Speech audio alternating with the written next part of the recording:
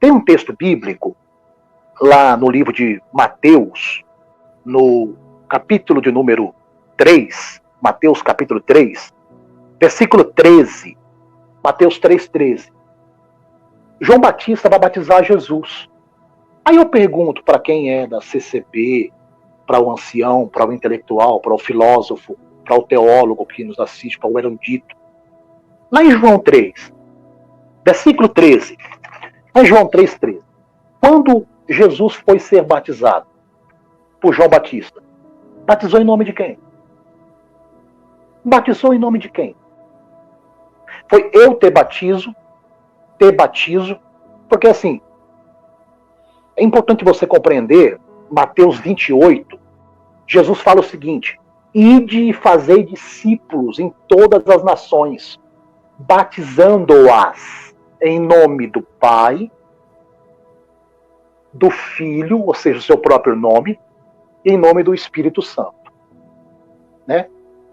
Triunidade, Pai, Filho e Espírito Santo.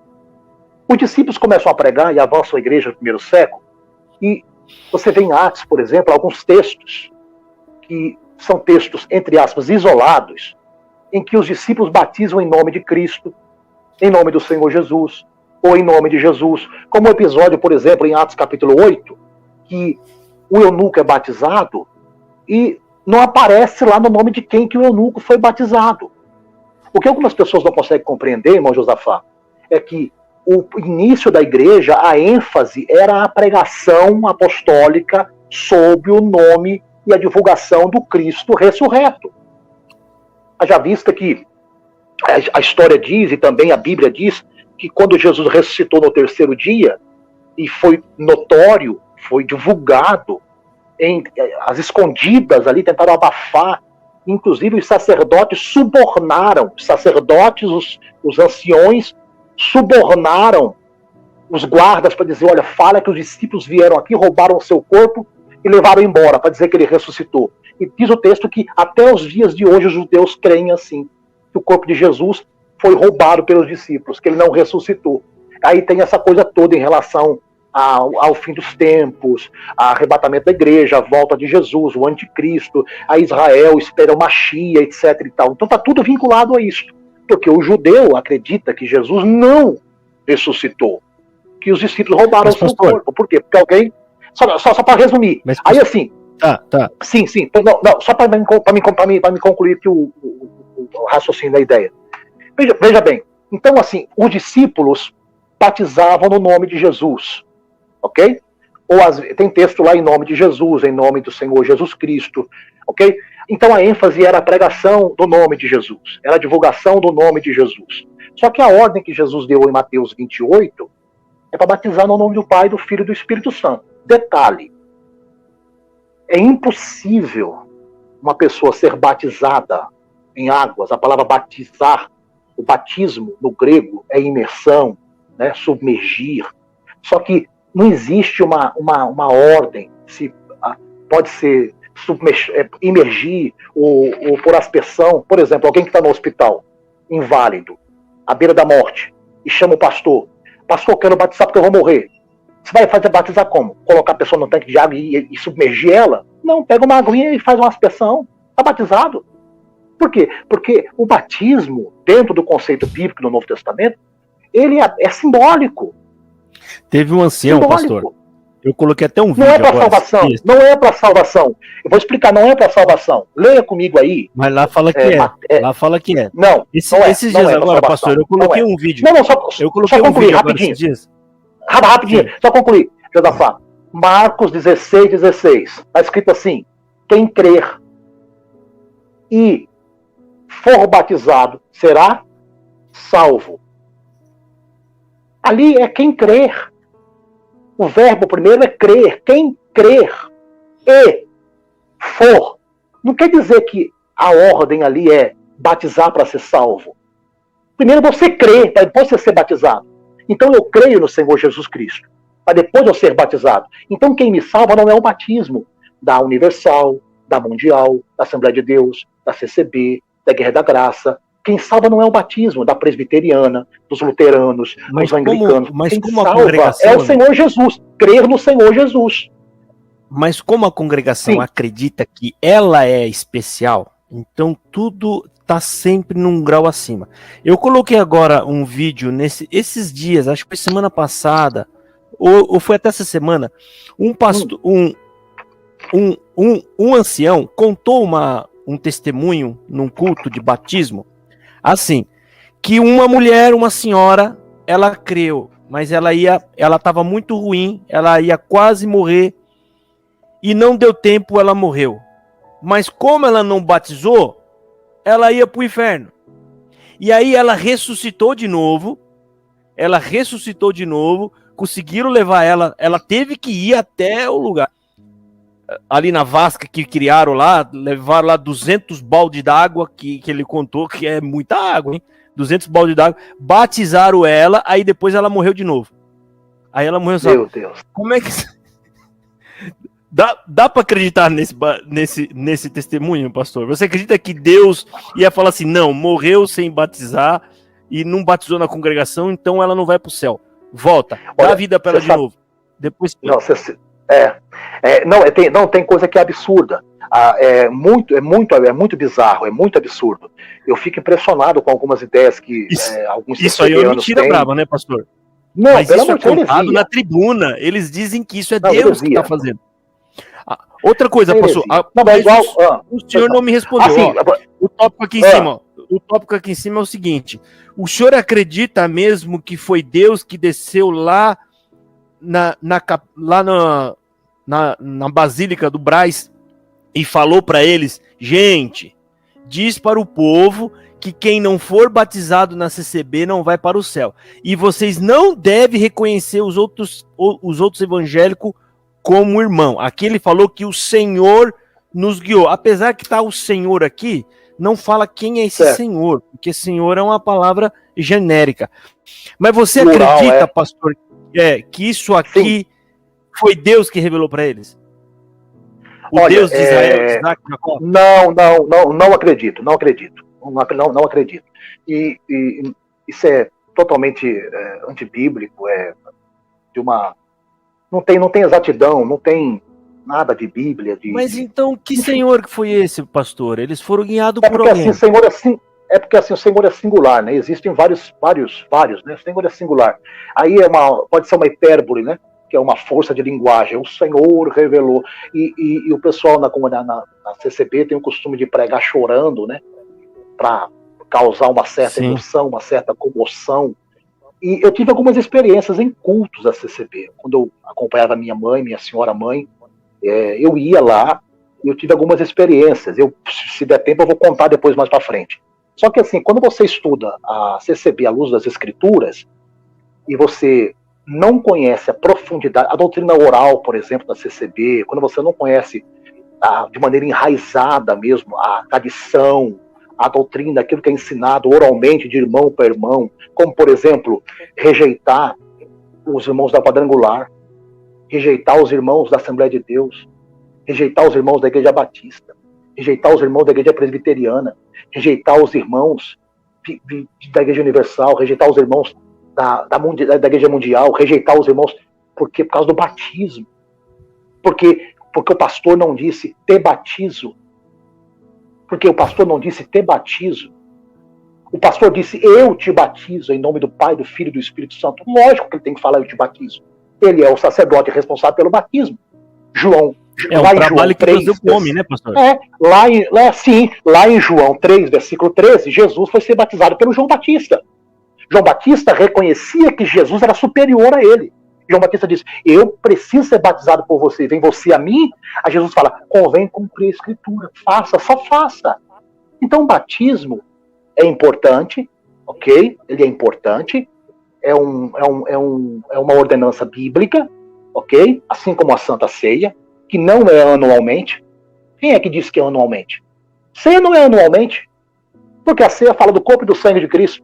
Se eu pudesse tomar ceia todo dia, eu ia tomar. Porque Jesus diz, quem não come da minha carne, não bebe do meu sangue, não tem parte comigo. Ou seja, a ceia não é simplesmente anualmente. Quer dizer que você tem comunhão com Cristo só uma vez por ano? Ceia é comunhão, filho. Está na Bíblia. Ceia é comunhão. Na verdade, a ceia, no contexto original de Coríntios, é a festa do amor, a festa do ágape, em que os ricos da igreja faziam um grande banquete.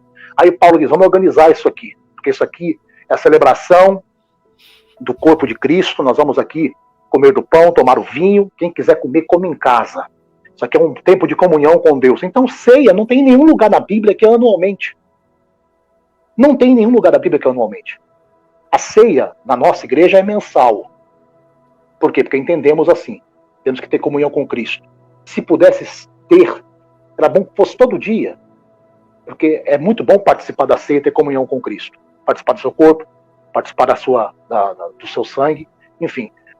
Então o problema todinho é o seguinte, essa ignorância, essa estupidez, essa religiosidade violenta que deturpa e atrapalha a vida sociológica das pessoas. Tem pais que não falam com filhos por causa da religião.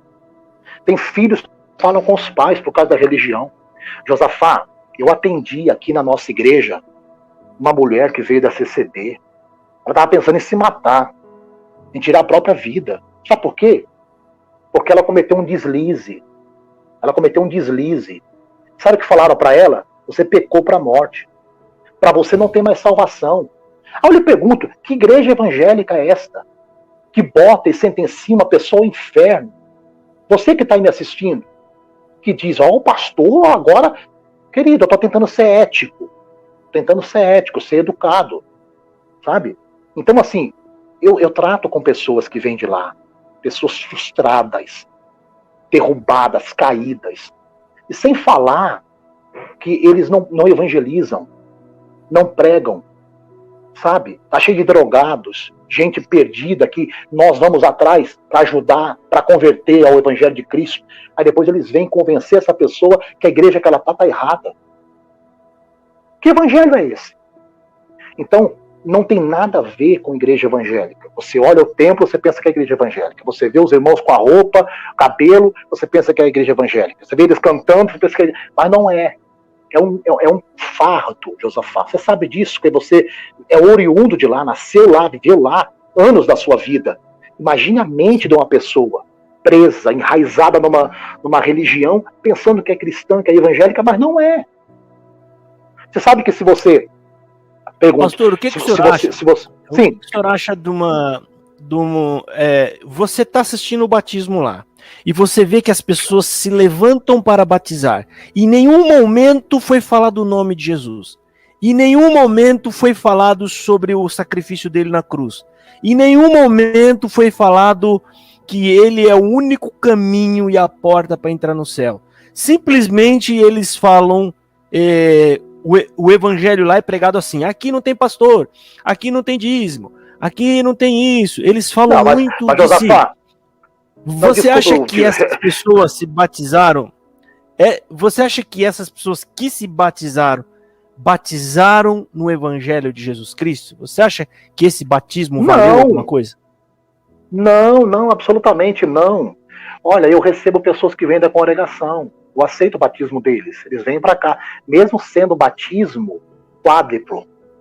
O batismo da CCB é um batismo quádruplo. Quádruplo. Por quê? Porque fala 2 vezes o nome de Jesus. E Jesus disse, o batismo é feito, em Mateus 28, Jesus disse, ide fazer discípulos de todas as nações e batizar em nome do Pai, do Filho e do Espírito Santo. Amém.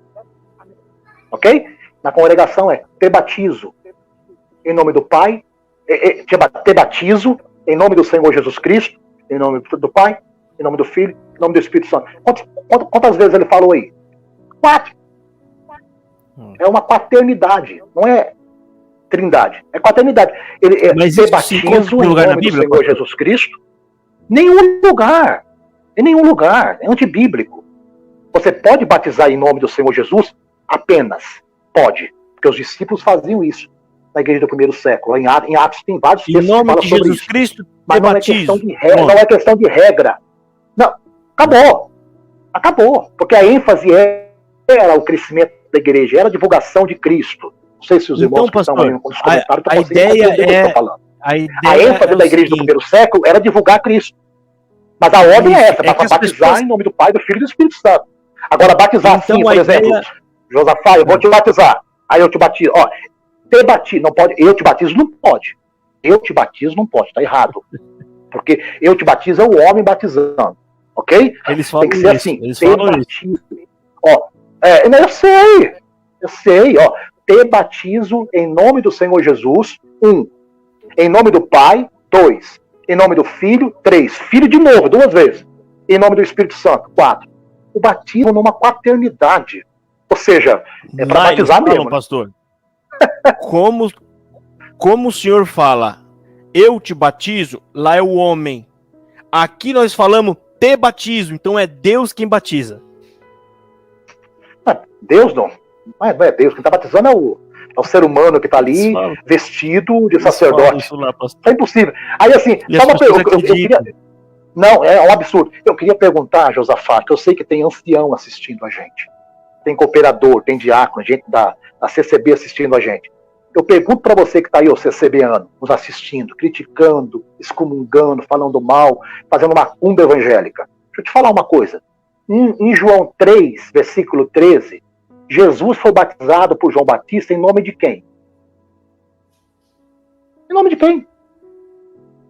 Então, assim, é razoável você compreender que os discípulos batizavam em nome de Jesus... Sim. O Genualdo achou a fórmula, aonde está indicando como... Não é como tem que ser feito, é uma regra geral. Tá lá em Colossenses, se eu não me falha a memória, capítulo 3, eu acho que é o versículo 17, que fala assim, ó: tudo que for fazer por palavras ou por obras, fazei em nome do Senhor Jesus. Só isso. Pronto. É porque assim, a ênfase batismal da CCB, em nome do Jesus, enfim, é só ali.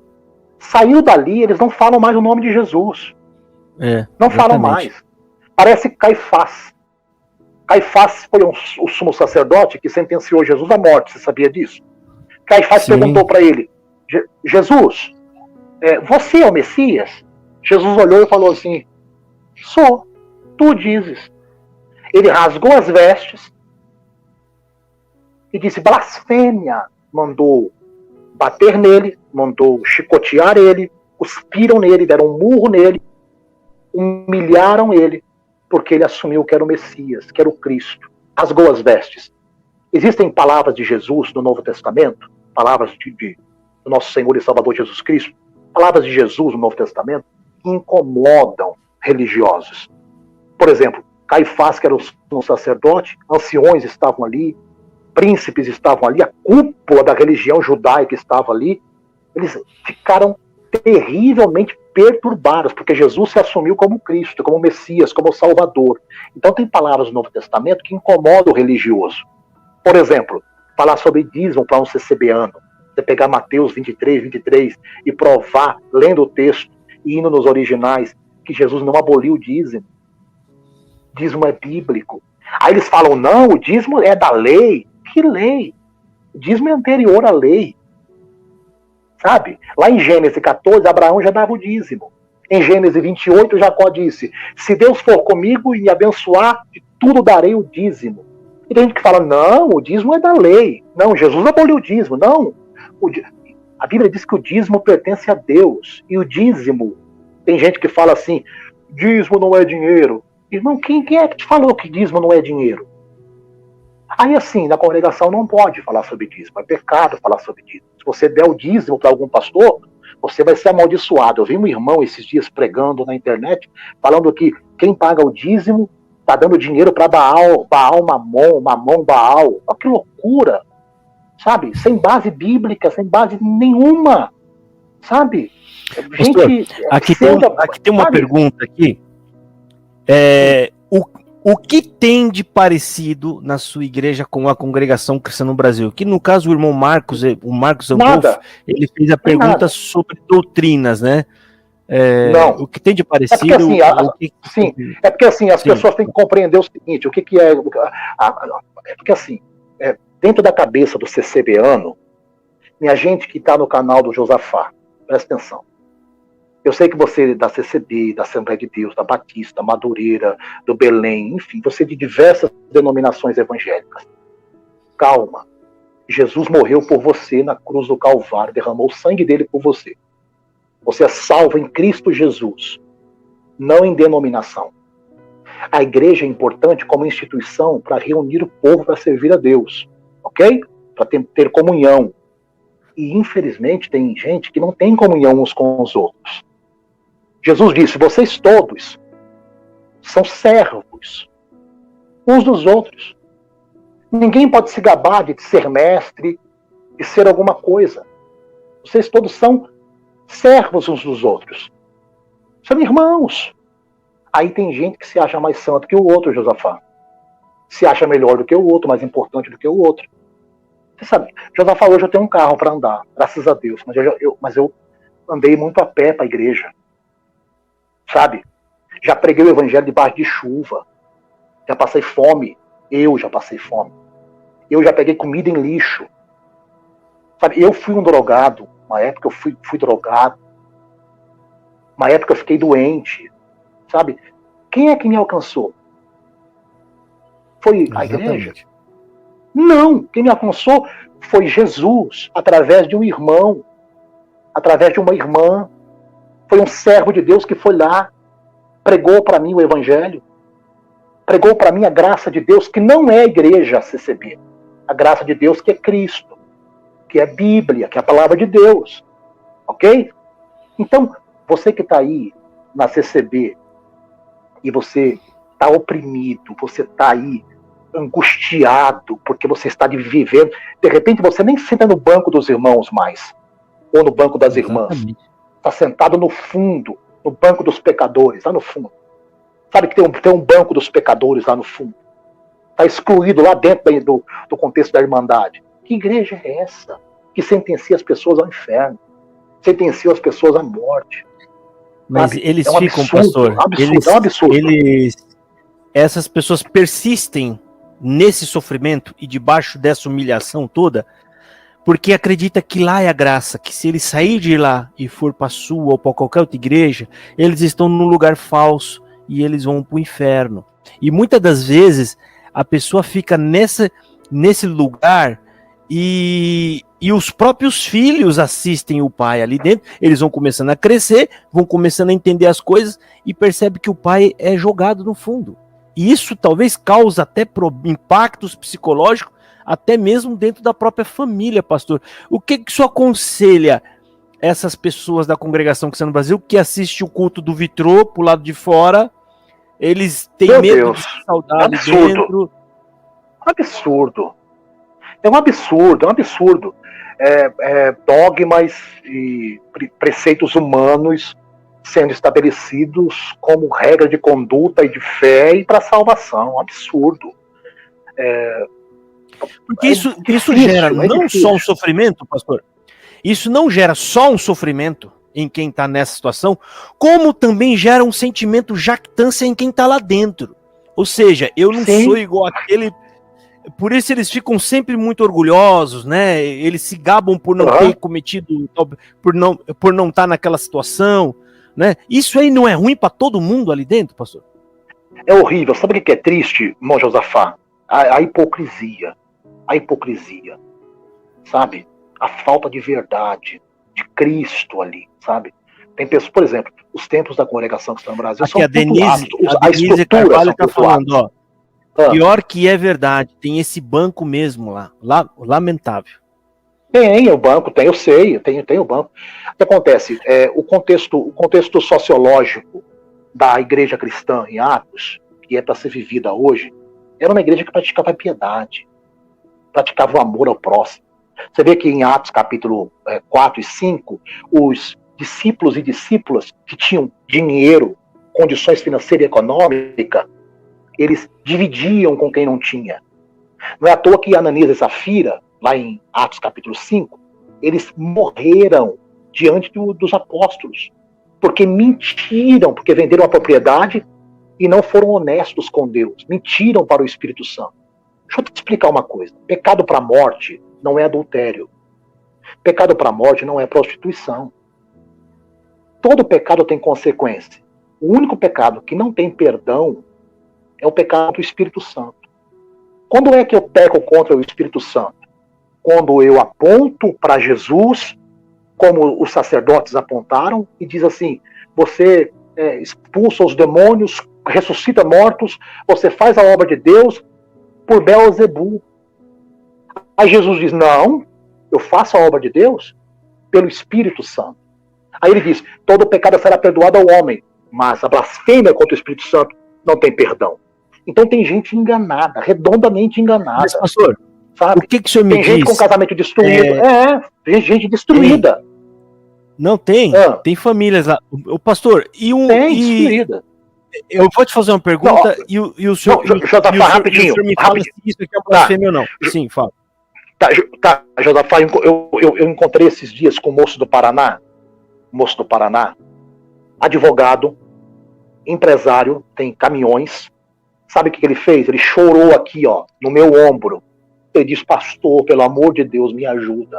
Eu falei, o que foi, doutor? Ele falou, olha, meu casamento acabou. A minha família está destruída. Eu disse, o que foi? Ele falou, olha, tive um deslize aí, minha esposa virou a cabeça, foi embora de casa, e eu fui buscar ajuda e os irmãos me esculacharam, me esculhambaram. Eu disse, rapaz, você congrega onde? Ele falou, CCB. Eu disse, pronto. Mais um sentenciado à morte, sentenciado ao inferno. Mais um que é capaz de cometer uma loucura e se suicidar. Sabe?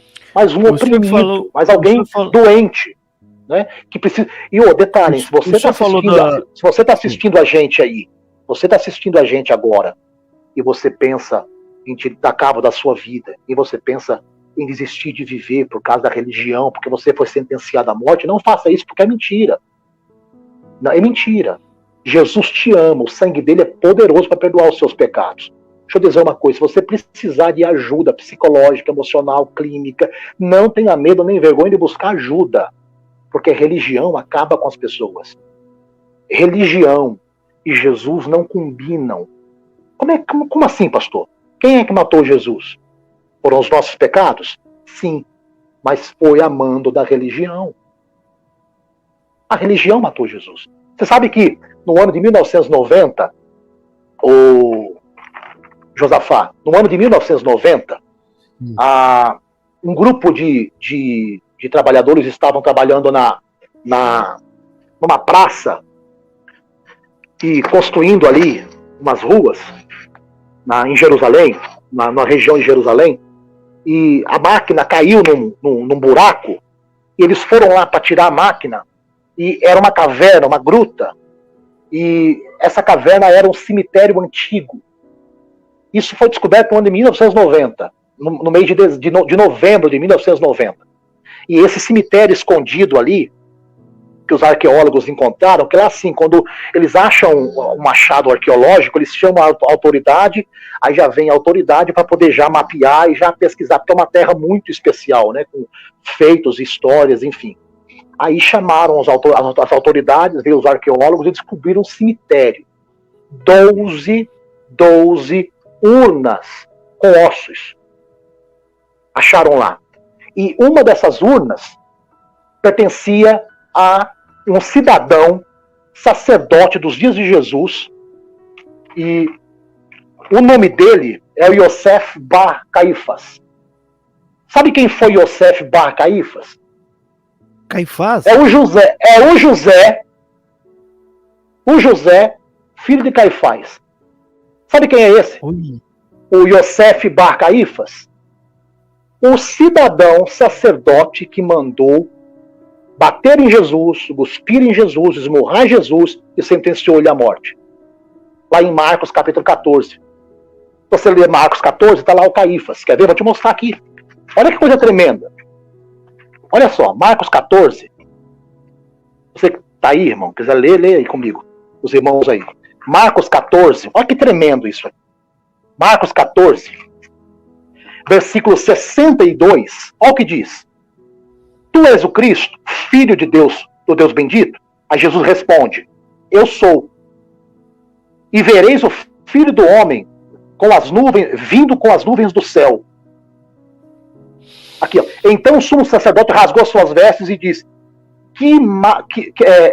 rasgou suas vestes e disse, olhem isso, testemunhas. Aí continua. Ouviste a blasfêmia? Aí o texto vai dizer que ele é cuspido, pisado, xingado, humilhado. Sabe quem era esse sacerdote aqui? Era o Caifás. O Caifás. O mesmo que foi encontrado os seus ossos agora em 1990, numa das 12 urnas lá em Jerusalém. Sabe o que foi que Jesus disse em Apocalipse, capítulo 1, versículo 7? Que até mesmo aqueles que o feriram vão ver ele vir em glória. Está escrito lá em Apocalipse 1, versículo 7. E quando ele vier, até mesmo aquele que os ultrapassaram, que o feriram, que o mataram, vão ver ele vir sobre o céu. Então, tem gente brincando com a obra de Deus. As coisas de Deus são sérias. Então, não coloque a religiosidade acima do Senhor Jesus, acima da palavra de Deus. Não, não pode. Se você não é Pastor, capaz deixa amar o seu irmão que vê, como é que você vai amar a Deus? Disse João. Pois não.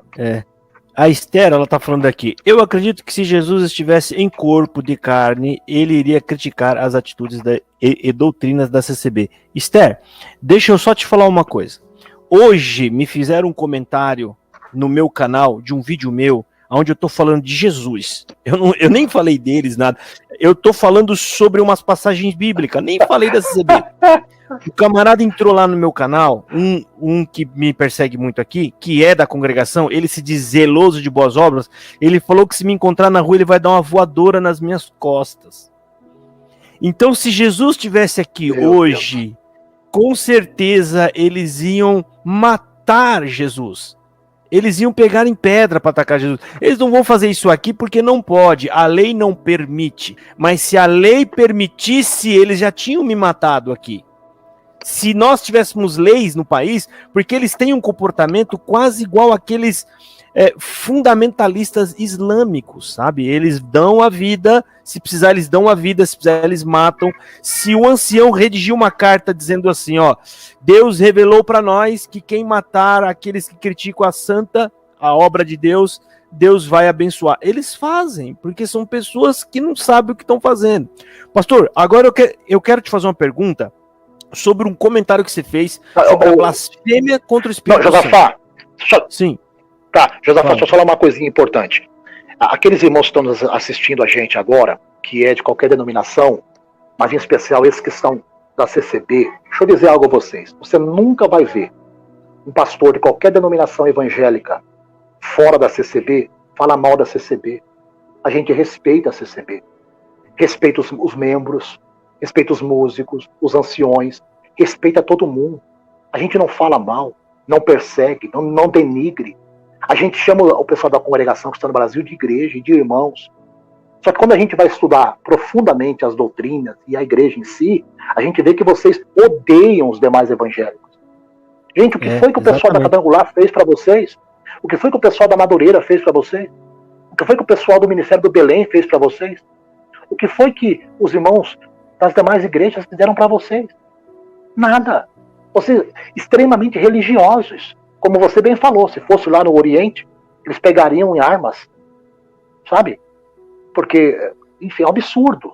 Então, assim, pastor, João, a pergunta aqui para o senhor, ó. Sim, então, a pergunta aqui é que o senhor falou sobre a blasfêmia do Espírito Santo, né? O senhor acha que a congregação, ela pega alguns atributos de Cristo para ela? Atributos de Cristo. Ele é a graça. Ele é o caminho. Ele é a verdade. Ele é o revelado do céu, a glória de Deus revelada. Só nele a salvação. Então, ela adota isso para ela. A gente pode até dizer que ela rouba os atributos dele e vestem na congregação cristã no Brasil. Porque eu tenho aqui, registrado no canal, o ancião sacerdote maior dizendo que a congregação não é uma religião. Ela é a graça de Deus. Tá? E nós temos na tradição oral da congregação, as pessoas quando saem da sua igreja e vai para lá, eles falam, eu dou graças a Deus que ele me chamou nesta graça e me tirou do engano. Você acha que essas coisas podem caracterizar blasfêmia?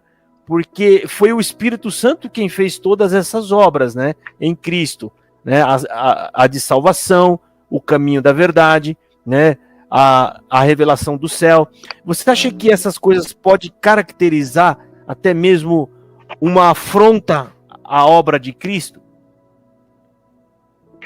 Tudo aquilo que substitui Cristo Tudo aquilo que substitui Cristo, dogmas, doutrinas, ensinos, costumes, seja lá o que for, tudo que substitui. Porque isso chega a ser um evangelho paralelo, né, pastor? Não, exatamente. Por exemplo, não tem é que assim, as palavras do Senhor Jesus, ela ofende o religioso.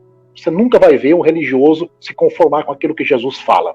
Tudo que Jesus fala confronta diretamente aquele que é religioso, aquele que é ateu, aquele que não acredita, que não tem fé. Então, assim, as pessoas procuram evitar tocar no nome de Jesus, falar de Jesus, ou assumir aquilo que Jesus disse sobre si mesmo. O Caifás rasgou as vestes, porque não aceitou que Jesus era o Cristo. Por exemplo, você procurar um testemunho de Jeová e você falar para ele assim, que Jesus é Deus, é o Salvador, ele vai te xingar, vai te chamar de inútil, de blasfemo, de herege, porque eles não creem assim. Mas se você deixar o seu filho morrer e não fazer uma transfusão de sangue para ele viver, vai dizer que você está no caminho certo. Se você falar para alguém da Umbanda ou do Candomblé que Jesus é Deus, eles vão dizer que está maluco, porque existem vários deuses, segundo eles. Agora, se você tomar banho de pipoca, comer galinha preta, fumar um charuto, sabe? Comer comida podre, se você fizer coisas horríveis, vão dizer que você está alcançando a luz, ok? Se você encontrar um hindu, por exemplo, e você falar para um hindu que Jesus é Deus, e você estiver lá na Índia, é capaz deles pegarem você e tacar fogo em você e queimarem você vivo. Porque lá tudo é um Deus. O carrapato, o gato, o cachorro, a vaca. Ai de você se matar uma vaca e fazer um churrasco. Você está morto. Então, é questão de ótica. Jesus, ele é Deus.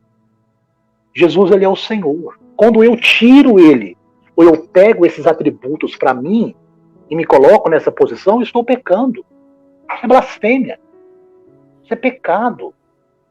E dependendo da narrativa, pode-se dizer que está pecando contra o Espírito Santo, sim. Porque é grave, porque querendo ou não, pastor, esse tipo de atributos pode desviar as pessoas de Jesus. Elas acham que... Porque qualquer igreja, qualquer uma que você usar esses atributos de Jesus, ela vai ser superior, porque Cristo é superior, né? Outra pergunta aqui, doutor, que eu acho muito relevante. Inclusive, antes de fazer pergunta, eu vou comentar uma coisa rápida aqui com vocês, baseado no que o pastor acabou de falar. Eu já recebi autorização e eu vou fazer um vídeo agora, essa semana que vem. Uma irmã me mandou, pastor, um relato. Sim. Que essa semana, a amiga dela tirou a própria vida. Por quê? Meu Deus. Ela cometeu um deslize na congregação. Ela cometeu um deslize, tá. A vida dela foi lá para baixo, tudo, mas ela lutou para poder reconquistar a vida dela, tal, e ela tem filhos. Tem 3 filhos, né? Só que a família dela, muito religiosa na congregação, é aqueles que não tem televisão em casa, nada, né?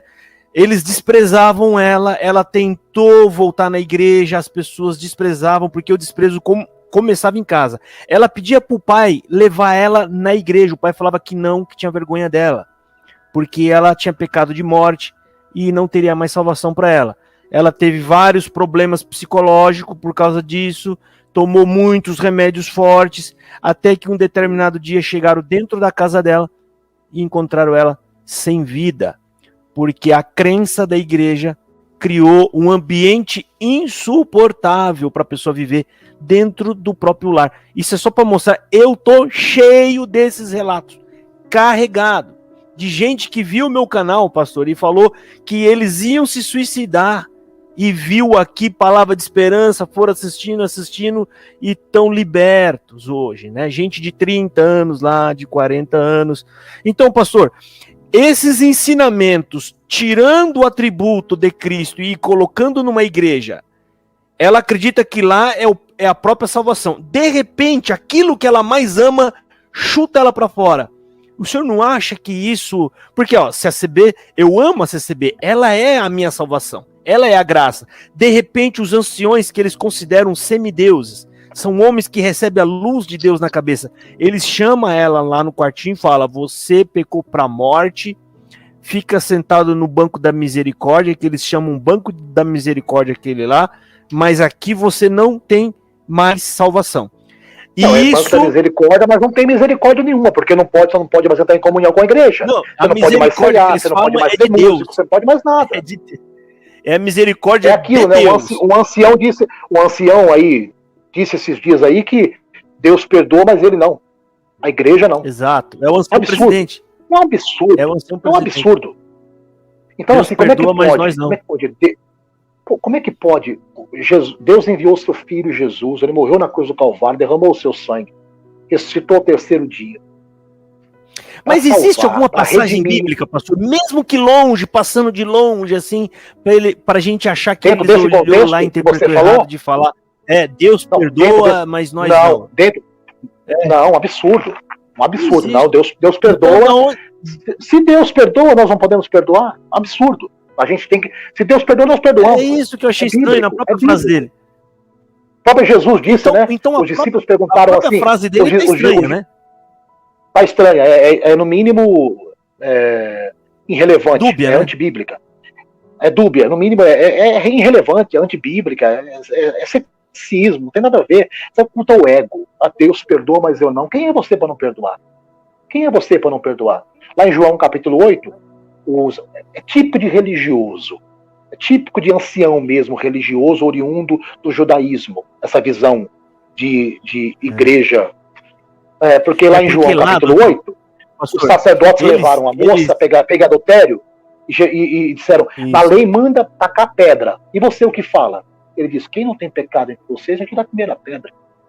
Ou seja, é um absurdo. Tem coisa que é irrelevante, não tem. Pois não, já pode falar. A próxima pergunta é essa daqui. Eu vou ler e eu quero ver o senhor sair dessa. Agora eu peguei o pastor. Sim. Agora eu peguei. Que isso?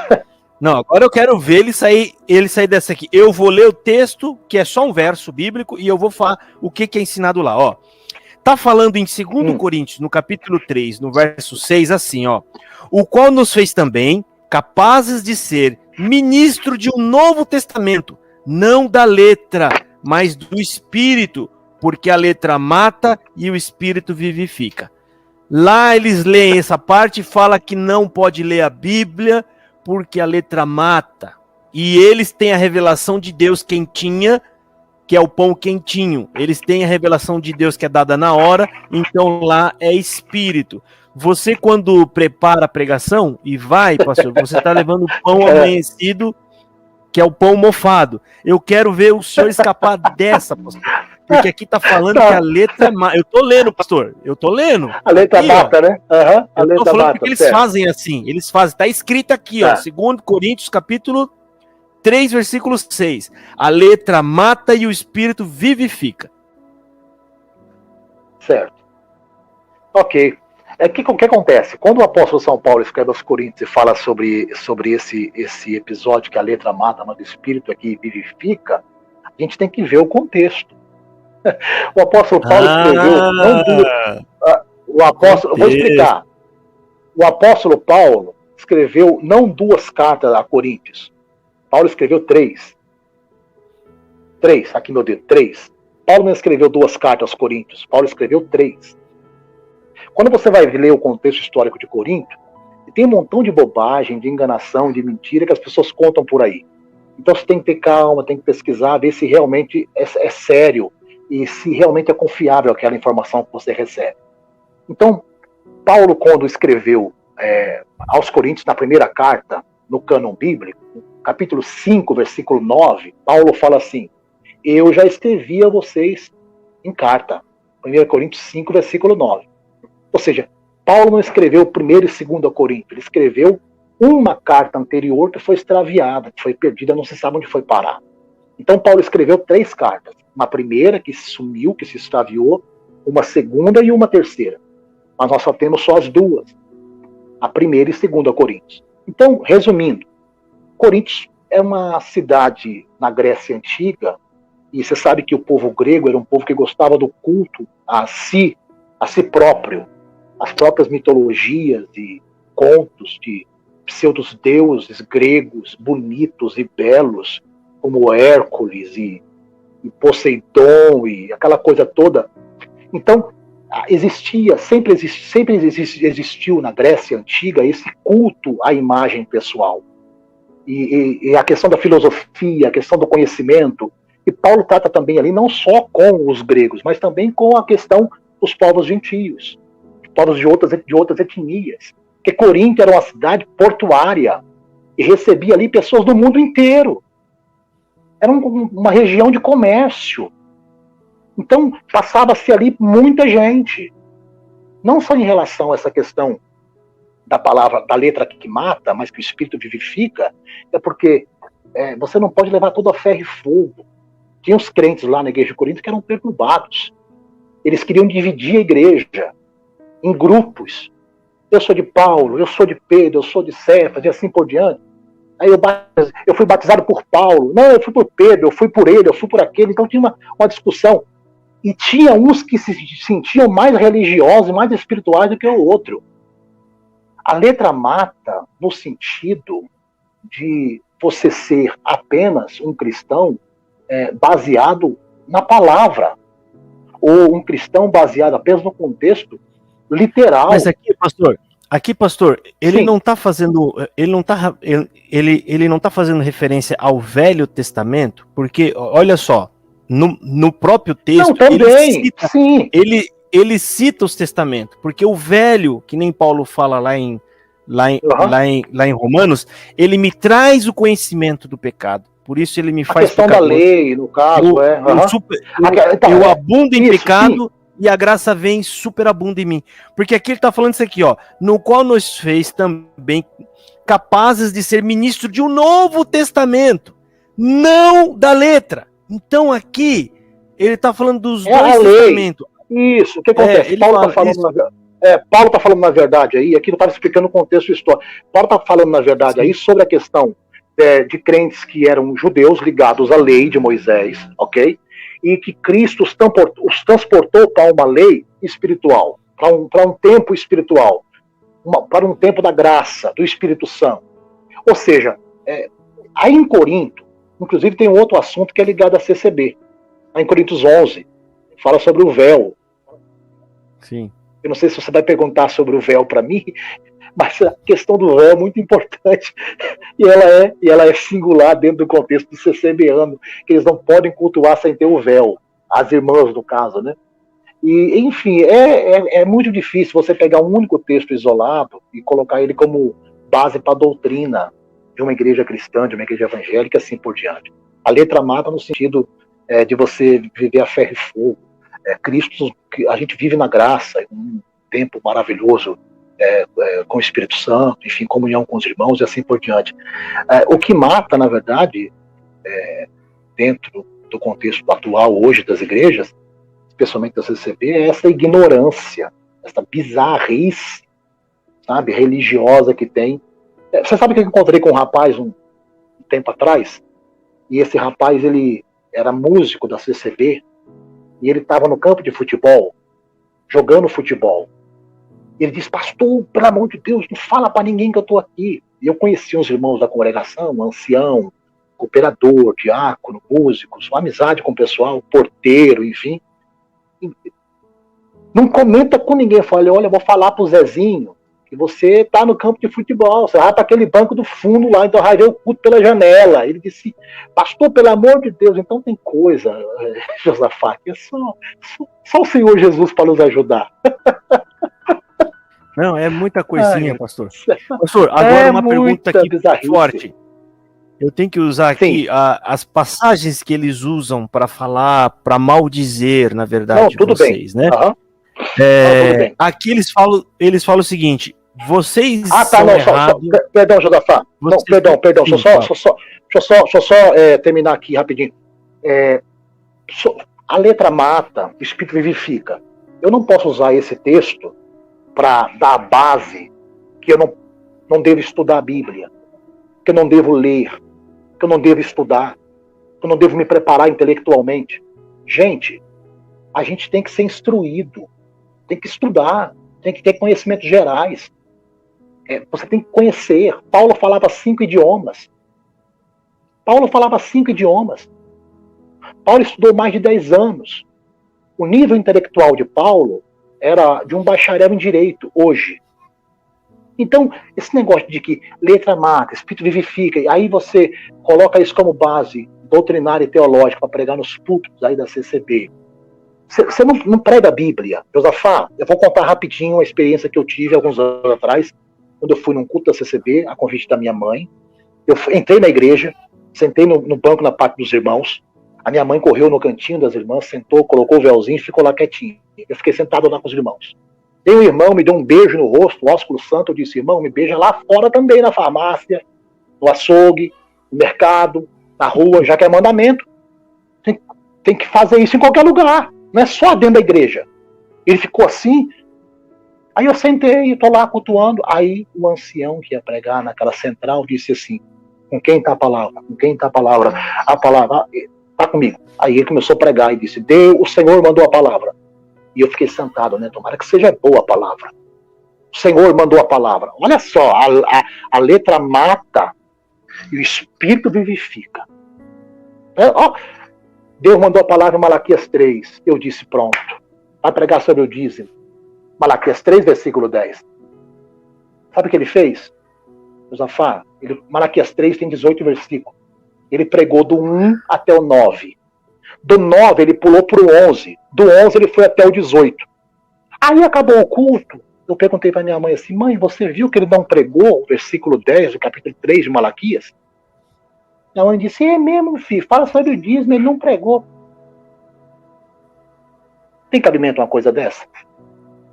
Você excluir, você isolar um texto para manipular, exatamente, para manipular.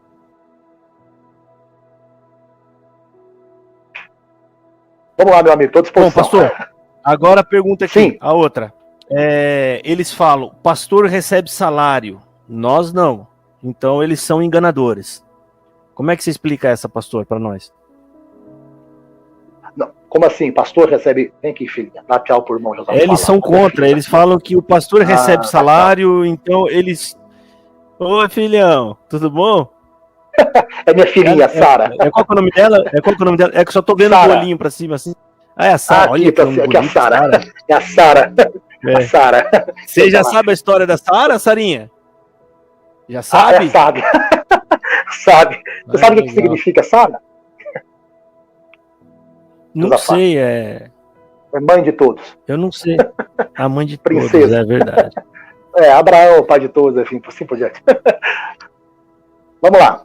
Bom, pastor, então falei, e explica para nós esse negócio de vocês receber salário e a congregação, ela usa isso para falar que vocês são errados.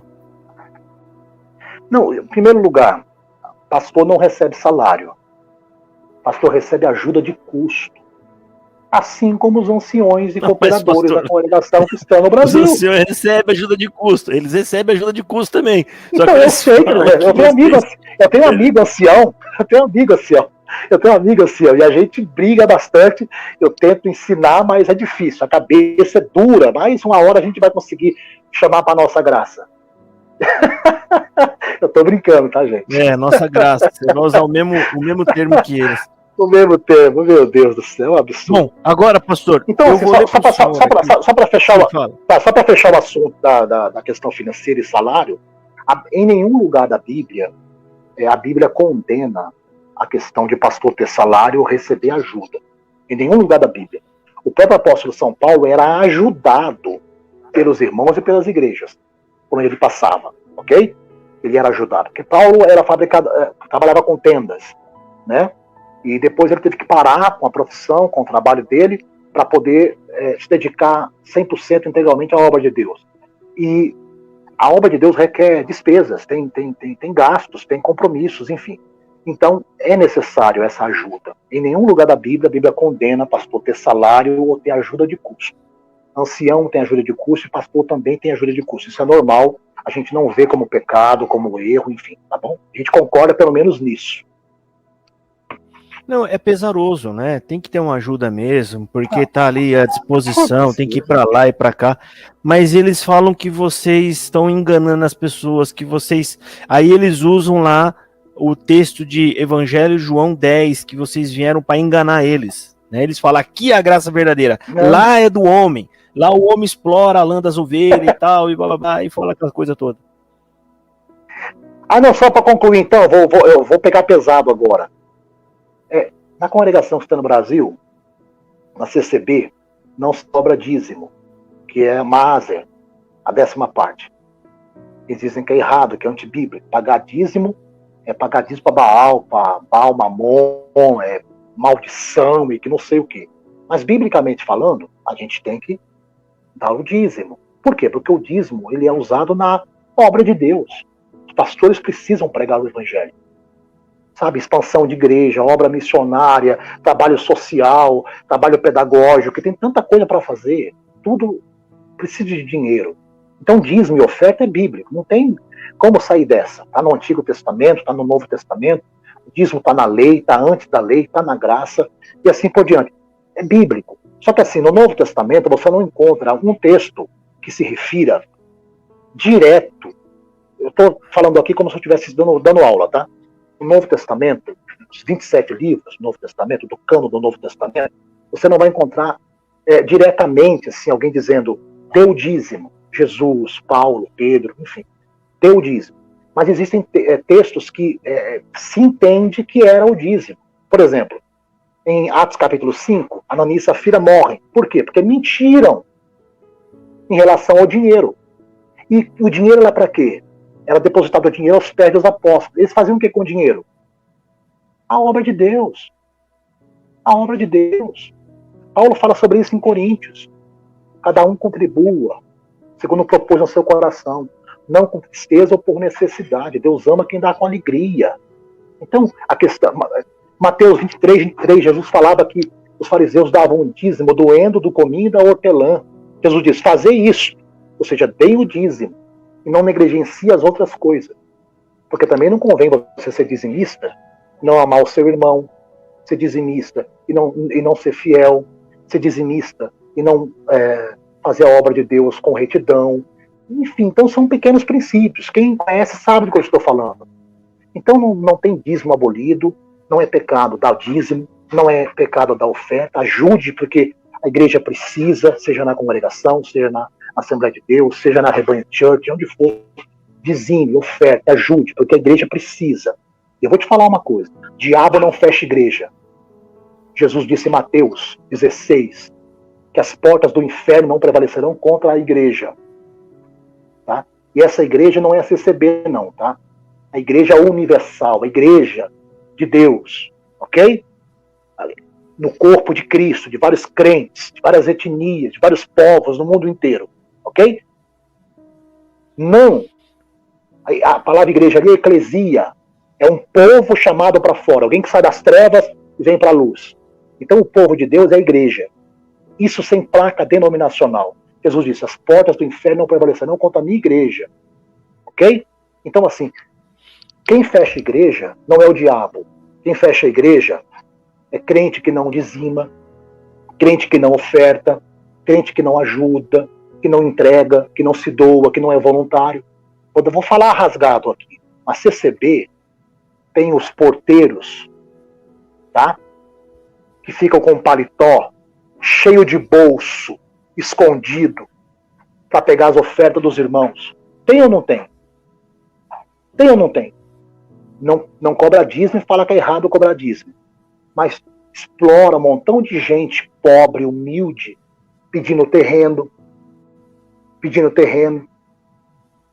arrancando ofertas, ok? Só que vocês não fazem isso no púlpito, faz isso escondido, faz isso em particular, não é isso? Esses dias aqui eu estava orando por um rapaz, manifestou até endemoniado, caiu endemoniado o cara, aqui esses dias aqui tem que um mês, 30 dias, ele caiu endemoniado, Josafá. Um rapaz que era porteiro da congregação, e ele disse que os paletós que ele usava era obrigado a ter vários bolsos para colocar as ofertas que os irmãos traziam. E ele pedia em particular a mando do ancião, e é isso que acontece. Só que na nossa igreja, Madureira, Belém, Congregação, Universal. As igrejas, o pastor pede diante de todo mundo. Ninguém pede escondido, ninguém manipula ninguém escondido. Você dá se você quiser. E assim por diante. Hoje, mas ajude, ajude, tá? Só vale aqui uma ressalta, que hoje não tem mais, eles não pegam mais, eles colocam no paletó. Eles têm agora uma caixa lá de coleta, aí tem que jogar lá na caixa de coleta, né? Outra coisa também que eu quero dizer, pessoal, o pastor tá dando a opinião dele, nem sempre, isso aqui não quer dizer que a gente se conversou e ele tá falando as coisas que eu acredito ou concordo, se tá tudo... Não, eu tô sentado aqui alinhado, no sofá. Entendeu? Uhum. Ele tá falando a parte dele, tá? Claro. Ele, a gente tá vendo nele a visão que eles enxergam da CCB, entendeu? A gente precisa saber como que os nossos irmãos de outras igrejas, porque eu considero eles irmãos, e eu creio que a maioria aqui também, né? Eles enxergam tudo isso que a gente tá falando aqui, né? Que é as crenças orais. Eles não conhecem a CCB lá fora, eles não conhecem, só nós, porque a CCB no papel é linda. No papelzinho lá é bonita, mas a verdade ali dentro é outra, tá? Pastor, assim, Josafá, agora eu vou falar... Tenho irmãos... Não, rapidinho. Josafá, o que acontece? Eu tenho bastante amigos, pastores, irmãos, eruditos, pregadores, enfim, teólogos, que eles acreditam piamente que a congregação tem um desvio doutrinário, tem um problema doutrinário. Porque assim, problema doutrinário... Então, problema doutrinário é relevante. A gente pode discordar de algum assunto teológico. Por exemplo, a questão do dízimo, a questão da oferta. Ok? A gente pode discordar disso. Agora, existem coisas que não dá para discordar. Por exemplo, Jesus é soberano. Ele é o Senhor. Então, tem doutrinas que são inegociáveis na Escritura. Não falo de costumes, nem de regimento interno de igreja. Eu falo de doutrina bíblica. Doutrina bíblica é inegociável. Jesus é o Senhor. O seu sangue salva.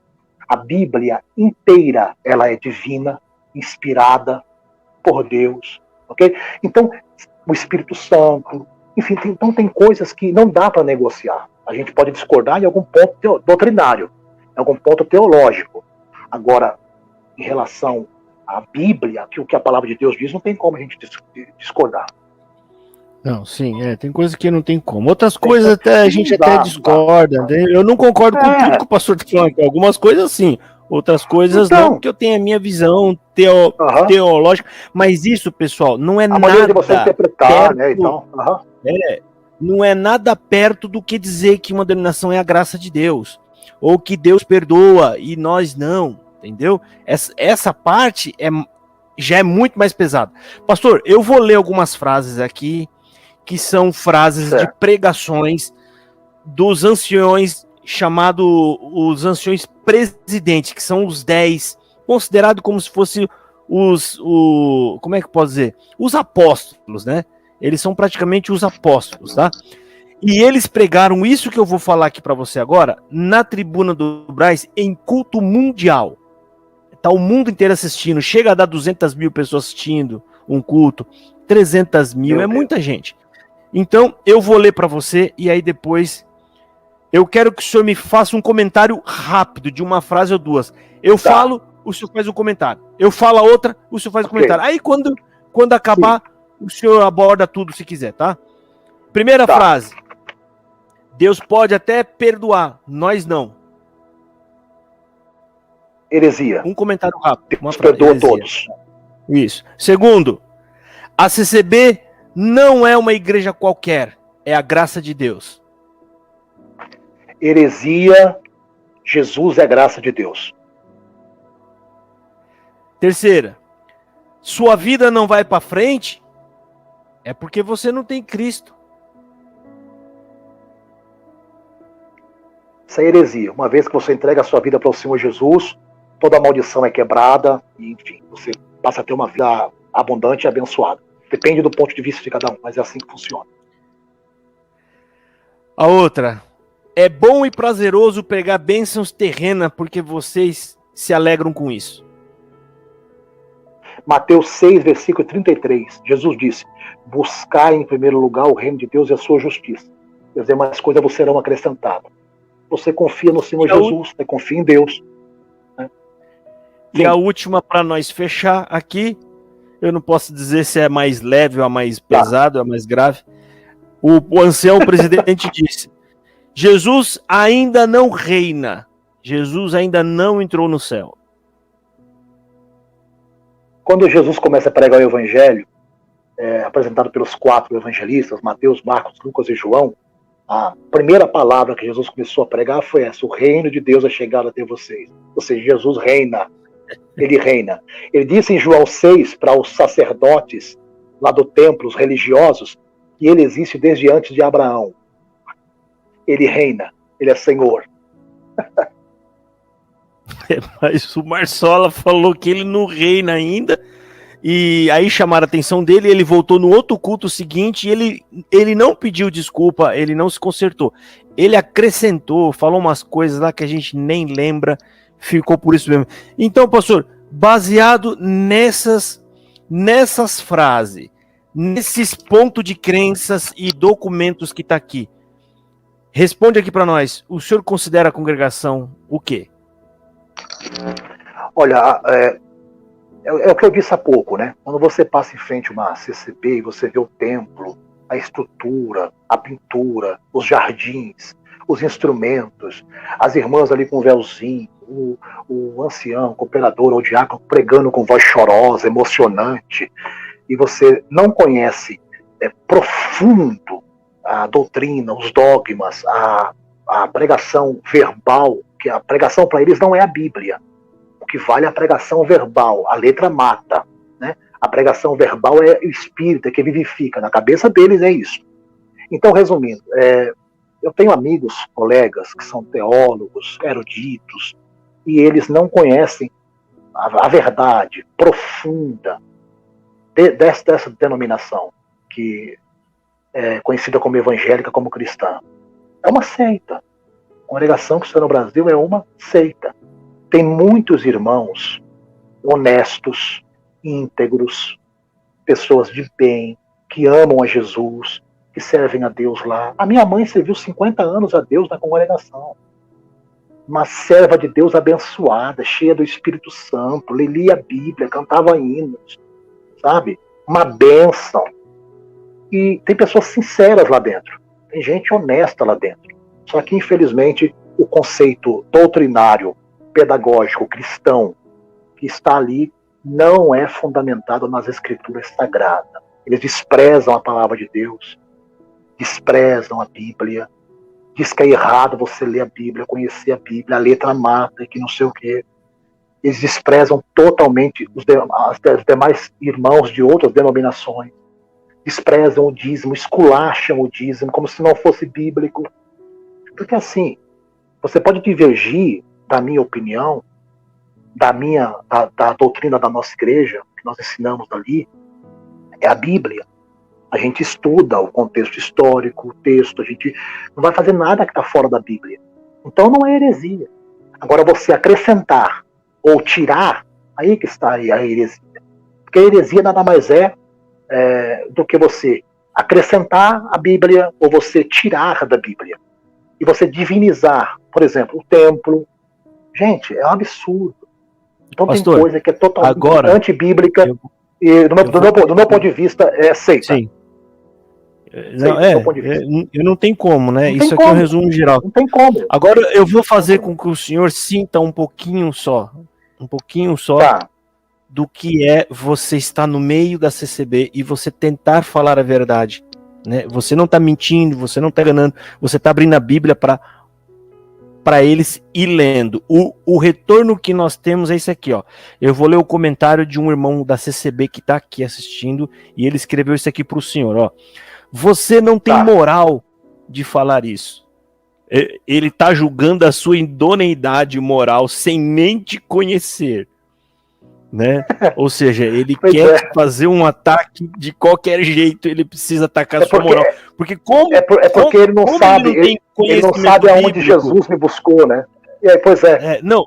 Também. Mas como ele não tem conhecimento bíblico nenhum, ele poderia te rebater com Bíblia. Mas como ele não tem, então ele abandona o debate e vai na pessoa. Ele vai na índole da pessoa. Não precisa nem responder, que isso aqui não carece nem de resposta. Mas é só para o senhor entender o que a religião faz na pessoa. Tá? Porque essa pessoa, ele acredita que está servindo a Deus fazendo isso aqui, ó. Maldizendo. E que é a graça de Deus, né?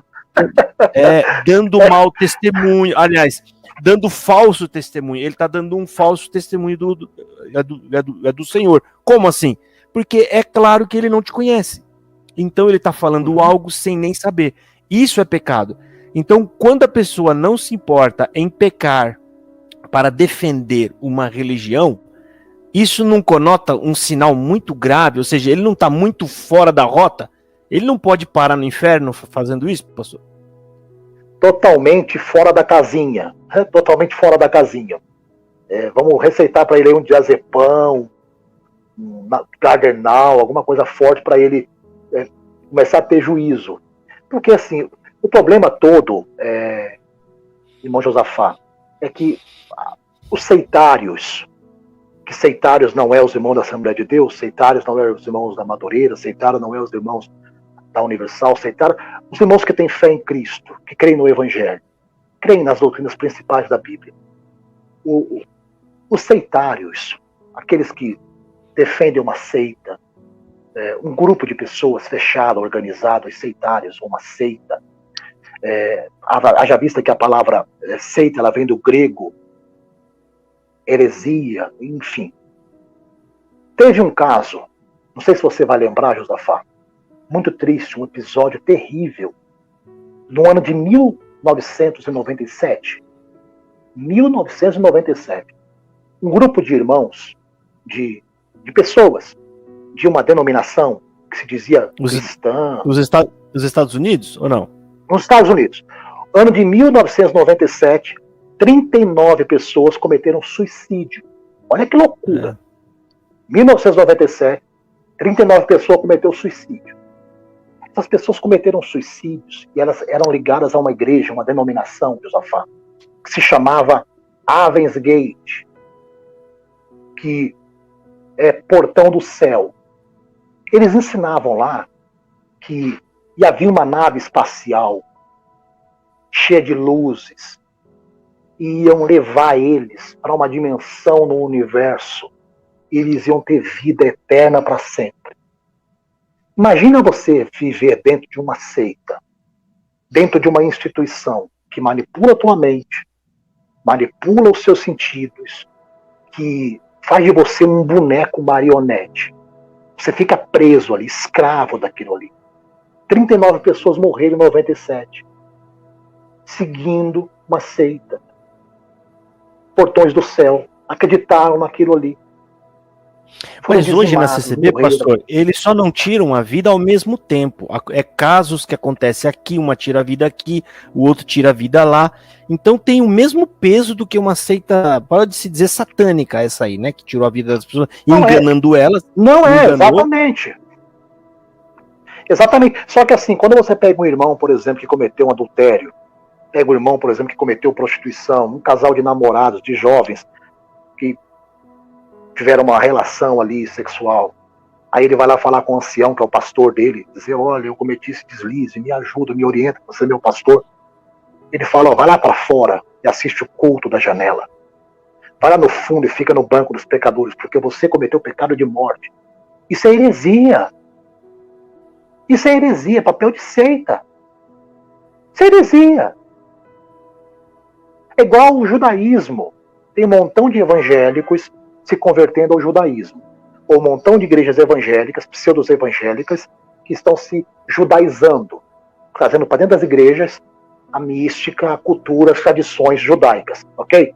Os judeus não creem em Jesus. Não acreditam que Jesus veio. Não creem. Então vem cá. Aí você tem uma igreja, entre aspas, evangélica, cristã, que usam a Bíblia, ok? Mas não pode ler a Bíblia. Você carrega a Bíblia para o culto. Mas você não pode ler a Bíblia. Absurdo. Porque se você lê a Bíblia, pastor, você morre. Porque a letra mata. É um absurdo. Essa irmã aqui, Beatriz Bia, a gente vem conversando com ela agora, há poucos dias. Ela está sofrendo na congregação. E ela pensa em tirar a vida. Tá aqui, ó, um caso aqui na nossa frente agora.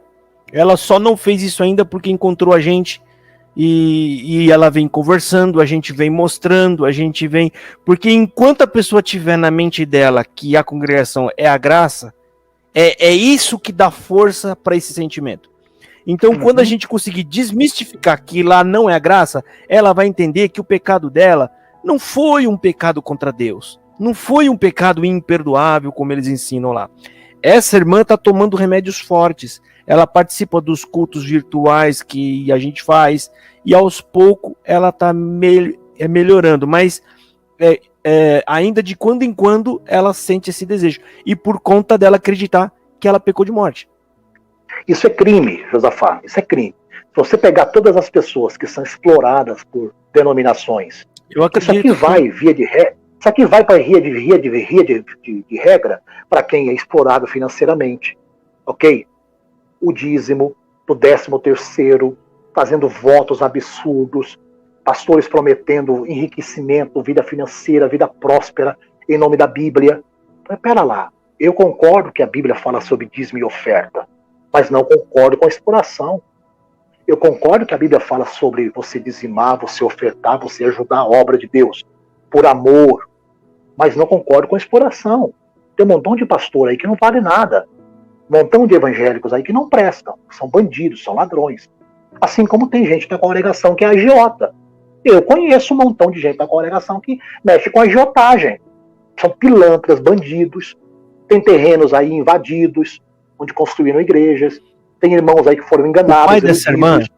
Ok? Então é assim, via de regra, a exceção, o exagero, vira um ceticismo, uma falsa religião. Essa irmã aqui, antes de falar dela, deixa eu só responder o Luiz aqui, que ele tá falando, fala da salvação, Josafá.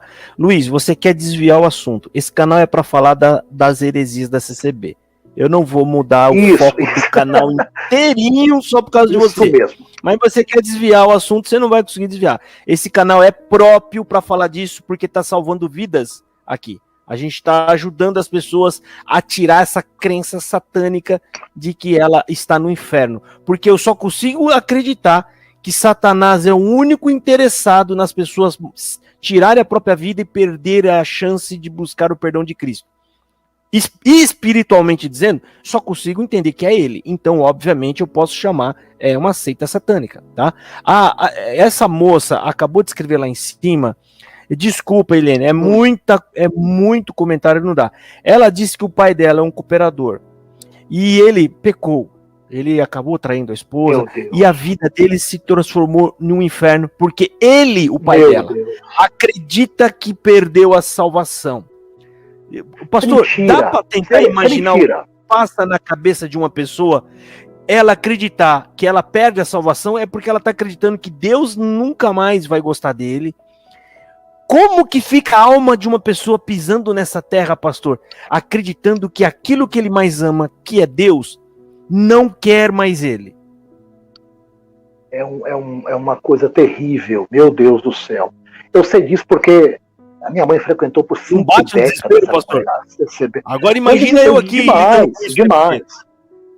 Não, imagina. E assim, olha, eu não tenho...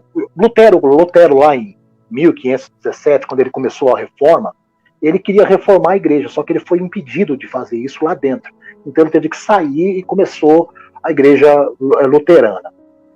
Veja bem, é muito difícil você romper com aquilo que é um fardo sobre a sua vida. Jesus mesmo disse, né? Vinde a mim, vós que estáis cansados e oprimidos, eu vos aliviarei. Então, mais sobre vós o meu jugo, que ele é suave, ele é leve. Quer dizer, você que está aí agora, amigo, amiga, você que está aflita, você que, entre aspas, cometeu um pecado, apelidado de morte por essa instituição. Isso não é igreja. Não é igreja. É uma seita. Que diferença tem dessa instituição aí para a instituição americana, daquele grupo do Hives Gate, Portões do Céu, que induziu 39 pessoas a cometer suicídio. Então, Eles não fazem isso, mas eles colocam pessoas no inferno. Quem é que deu autoridade para um ancião, para um cooperador, para um diácono, para um músico, para um porteiro, para seja lá quem for, para pastor, para padre, para papa? Quem é que deu autoridade para você colocar as pessoas no inferno? Quem foi que te instituiu como Deus e juiz? Então, é antibíblico. Querido, se você pecou, você cometeu um pecado, leia aí agora comigo o que está escrito. Leia aí comigo agora o que está escrito. No Evangelho de João, capítulo 1, versículo 29. João Batista levantou os olhos e viu Jesus. Sabe o que foi que o João Batista disse? Eis o Cordeiro de Deus, que tira o pecado do mundo. Sabe qual pecado que Jesus tira? Das gerações passadas. De todas as gerações passadas. Desde Adão, o sangue de Jesus tira os pecados. A geração presente e das gerações que virão, o sangue de Jesus tira o pecado. O sangue de Jesus é o sangue da nova aliança. É o sangue que liga o homem com Deus. É o sangue da remissão. Então, você que cometeu qualquer tipo de pecado, de iniquidade, todo pecado tem consequência, biblicamente falando, ok? Todo pecado tem consequência. Mas o sangue de Jesus perdoa os pecados que você cometeu. Então, se você está na CCB e você cometeu adultério, você se prostituiu, você fumou, bebeu, você cometeu um deslize, cometeu um erro com a sua esposa, com a sua família, e você está aí desesperado, e porque você vai no culto domingo à noite, domingo 6 da tarde, vai para o culto aí na CCB, e você vê o culto pela janela, vê o culto do banco dos réus, do banco de misericórdia, banco do inferno lá, e você fica sentenciado à morte, continua indo aí oprimido, sai daí. Procura o bispo Samuel Ferreira, procura o pastor José Alberto Bezerra da Costa, procura um pastor sério, alguém honesto, íntegro. Vem aqui para nossa igreja, vem para cá, para Jandira. Nos procure aqui, me procure na rede social, procure o irmão Josafá, peça ajuda psicológica, clínica. Peça ajuda. Vamos tratar você como pastores, como ministros do evangelho, vamos te ajudar, porque é isso o papel que a igreja tem que fazer, não sentenciar ninguém ao inferno. Pode ser homossexual, pode ser lésbica, qualquer não julgue ninguém, não coloque ninguém no inferno, pregue o amor, pregue o evangelho, fale sobre Cristo para as pessoas. Beleza? O bom de ter um CCBano aqui, pastor, é que ele traz ele traz coisas que nós esquecemos. Eles usam essa passagem bíblica aqui para falar. Qual o salário do pecado? Romanos 6, 23. O salário do pecado é morte. E ele fala, Luiz, qual que é o pecado? Aí fala qual que é o pecado? Não. Você não entende essa passagem que aí está falando no final de tudo, para quem viveu dissolutamente em pecado. Porque você sabia que João também diz que quem disser que não peca é mentiroso? Se você, Luiz, está dizendo para mim que você não tem pecado, eu posso falar biblicamente, olhando em você, você é um mentiroso e enganador. E a Bíblia fala que a verdade não está em você. Você viu, pastor, o que é versos isolados? É bom você ser bem aqui, ó. Os anciãos usam esses versos. A gente chama teologicamente falando de textos isolados. É quando a pessoa pega um texto isolado, sem o contexto, sem historicidade do texto, sem saber nada, coisa nenhuma, e ele começa a argumentar para dizer que é base teológica, doutrinária, para fundamentar a igreja. Paulo disse aos Coríntios, cuidado sobre o que você edifica, porque a sua construção será provada pelo fogo, se feno, palha, pau, madeira.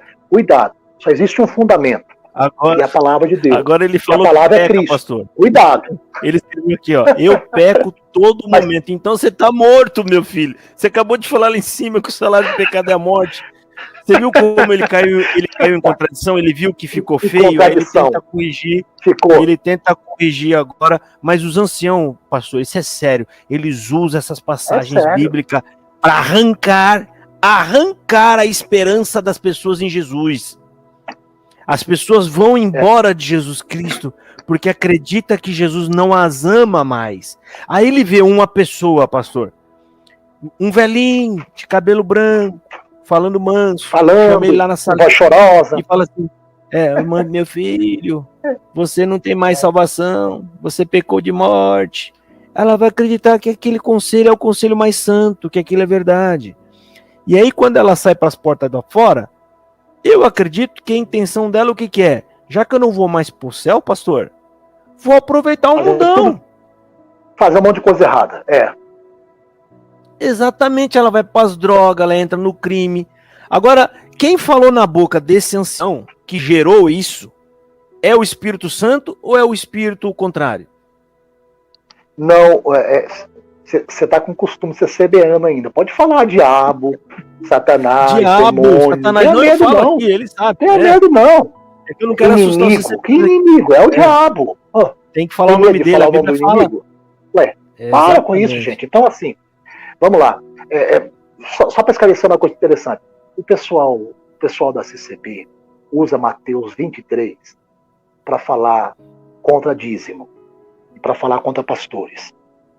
Só que lá em Mateus 23, Jesus falou assim: ai de vós, escribas e fariseus, vocês são hipócritas. Vocês não entram no céu e fecham a porta do céu para quem quer entrar.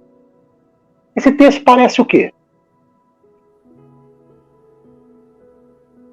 Veja bem esse episódio aí, por exemplo, desses irmãos que pecam, cometem erro. Você pecou para a morte. O cara sentenciou o outro ao inferno. Olha que coisa absurda. Pastor, a gente está desde o começo da live. Pura. Desde o começo da live, a gente está mantendo aqui 226, 230, 235 pessoas assistindo, ajuntando, porque aqui aparece para mim, ajunta tudo, YouTube, mais os que estão no Facebook, tá? Então tem bastante gente assistindo e está mantendo, não baixa, não cai. Então, pastor, a gente vê por esse comentário, que nem o senhor falou, né? Eles isolam o texto para criar um pretexto deles ali, né? Uhum. E sendo que eles ensinam que não pode ler a Bíblia, não pode estudar, senão você vai morrer. Ela vai gerar a morte em você. Como que uma igreja, pastor, ela pode assim, é o mesmo conceito, pregar o evangelho sem ler a Bíblia? Sim. Então, é o mesmo conceito, dentro desse assunto que você falou, é o mesmo conceito ensinado pela Igreja Católica alguns anos atrás.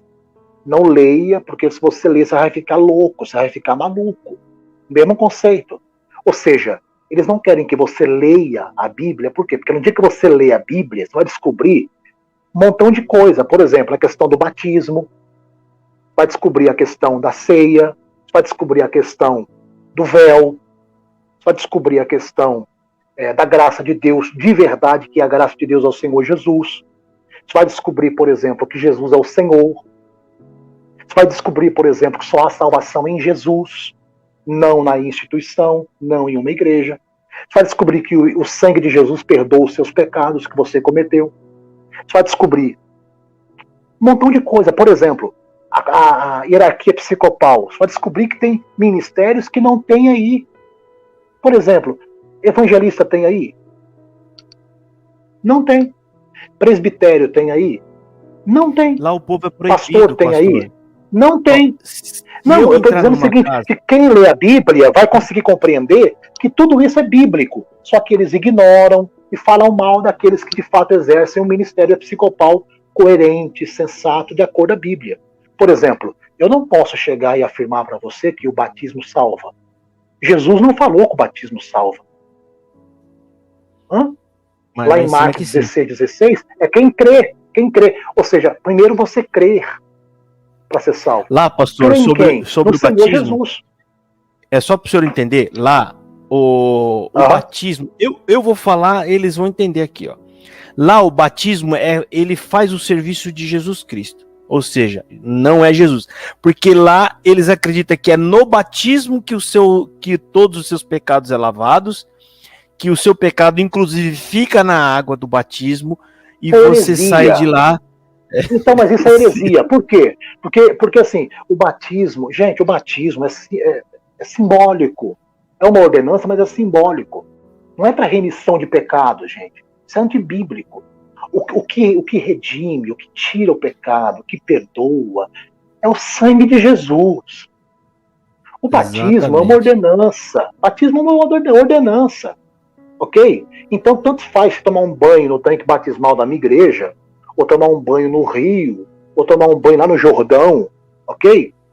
Ou tomar um banho aí no tanque batismal da CCB, tá empolgado, aí você viu aquele monte de irmãs com véu na cabeça, viu um monte de irmão com terno e gravata, ósculo santo pra cá, pra lá, e paz de Deus, e que não sei o que, aquela religiosidade toda, e parecendo que realmente Deus tá ali e tal. Aí você se empolga, vai lá e se batiza pela segunda vez, anulando o batismo anterior. Aí você não percebe que o batismo é quádruplo. Ter batismo em nome do Senhor Jesus Cristo, em nome do Pai, do Filho e do Espírito Santo, amém. Deixa eu só cumprimentar aqui, pastor. Se batizo em nome do Pai, do Filho e do Espírito Santo, já tem o nome de Jesus incluso. Porque o Filho é Jesus.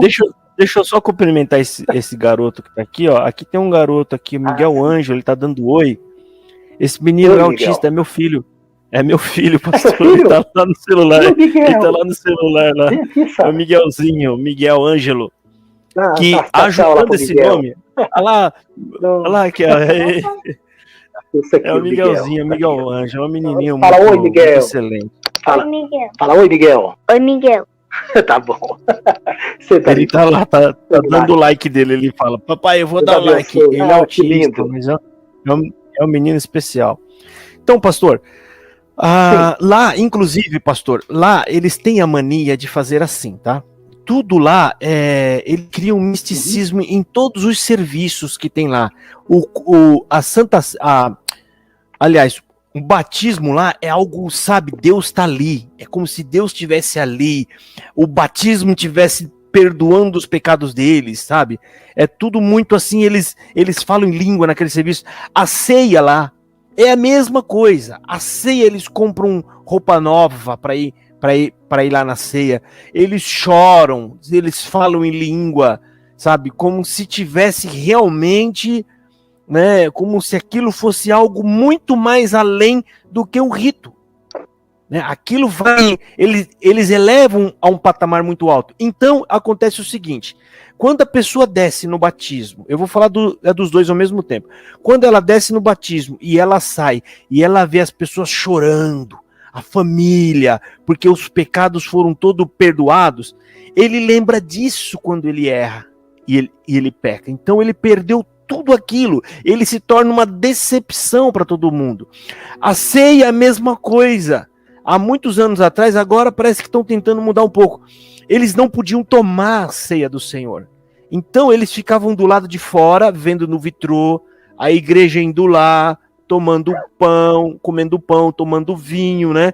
E eles falando de língua. Então, tudo isso acaba gerando um ambiente onde fica impossível a pessoa permanecer fiel a Jesus em uma exclusão tão grande dessa, onde a própria família fala: Deus não te quer mais, que nem eu contei o caso agora, daqui a pouco, que a pessoa chegou a tirar a própria vida. Explica para nós esse ambiente místico que é criado ali dentro, né, e que acaba gerando essa pressão psicológica.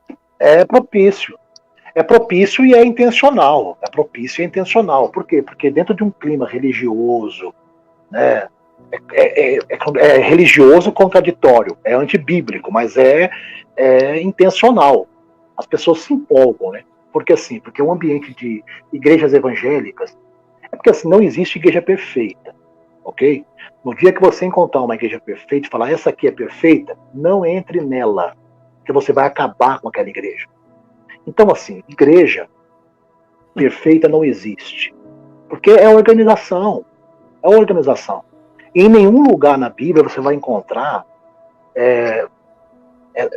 entre os homens, sociologicamente falando, perfeição. Os homens são falhos. Homens são falhos. Tem um texto lá em Gálatas que Paulo chama a atenção de Pedro. Pedro fica bravo com Paulo, eles discutem. Né? Porque Paulo pregava um evangelho da graça, Pedro também vivia na graça, só que existia uma discordância teológica. Sabe? Porque Pedro se aproximava dos judeus, queria viver igual judeu, aí depois vinha para cá para Paulo com os discípulos, queria ser igual à igreja, igual alguns crentes de hoje. Eles vão vivendo de acordo, a banda vai tocando. De acordo com o ritmo, vai tocando, eles vão dançando. Né? Vida leva eu vou indo junto, vamos embora. Nessa manada aqui, nessa pegada, vamos junto. Ele não é capaz de parar para pensar, para raciocinar, para ver se realmente é bíblico, se não é bíblico. Então o cara mergulha de cabeça dentro de uma seita e ele pensa que ele está agradando a Deus. E é o contrário. Então, assim, a minha dúvida, então, o ambiente é propício.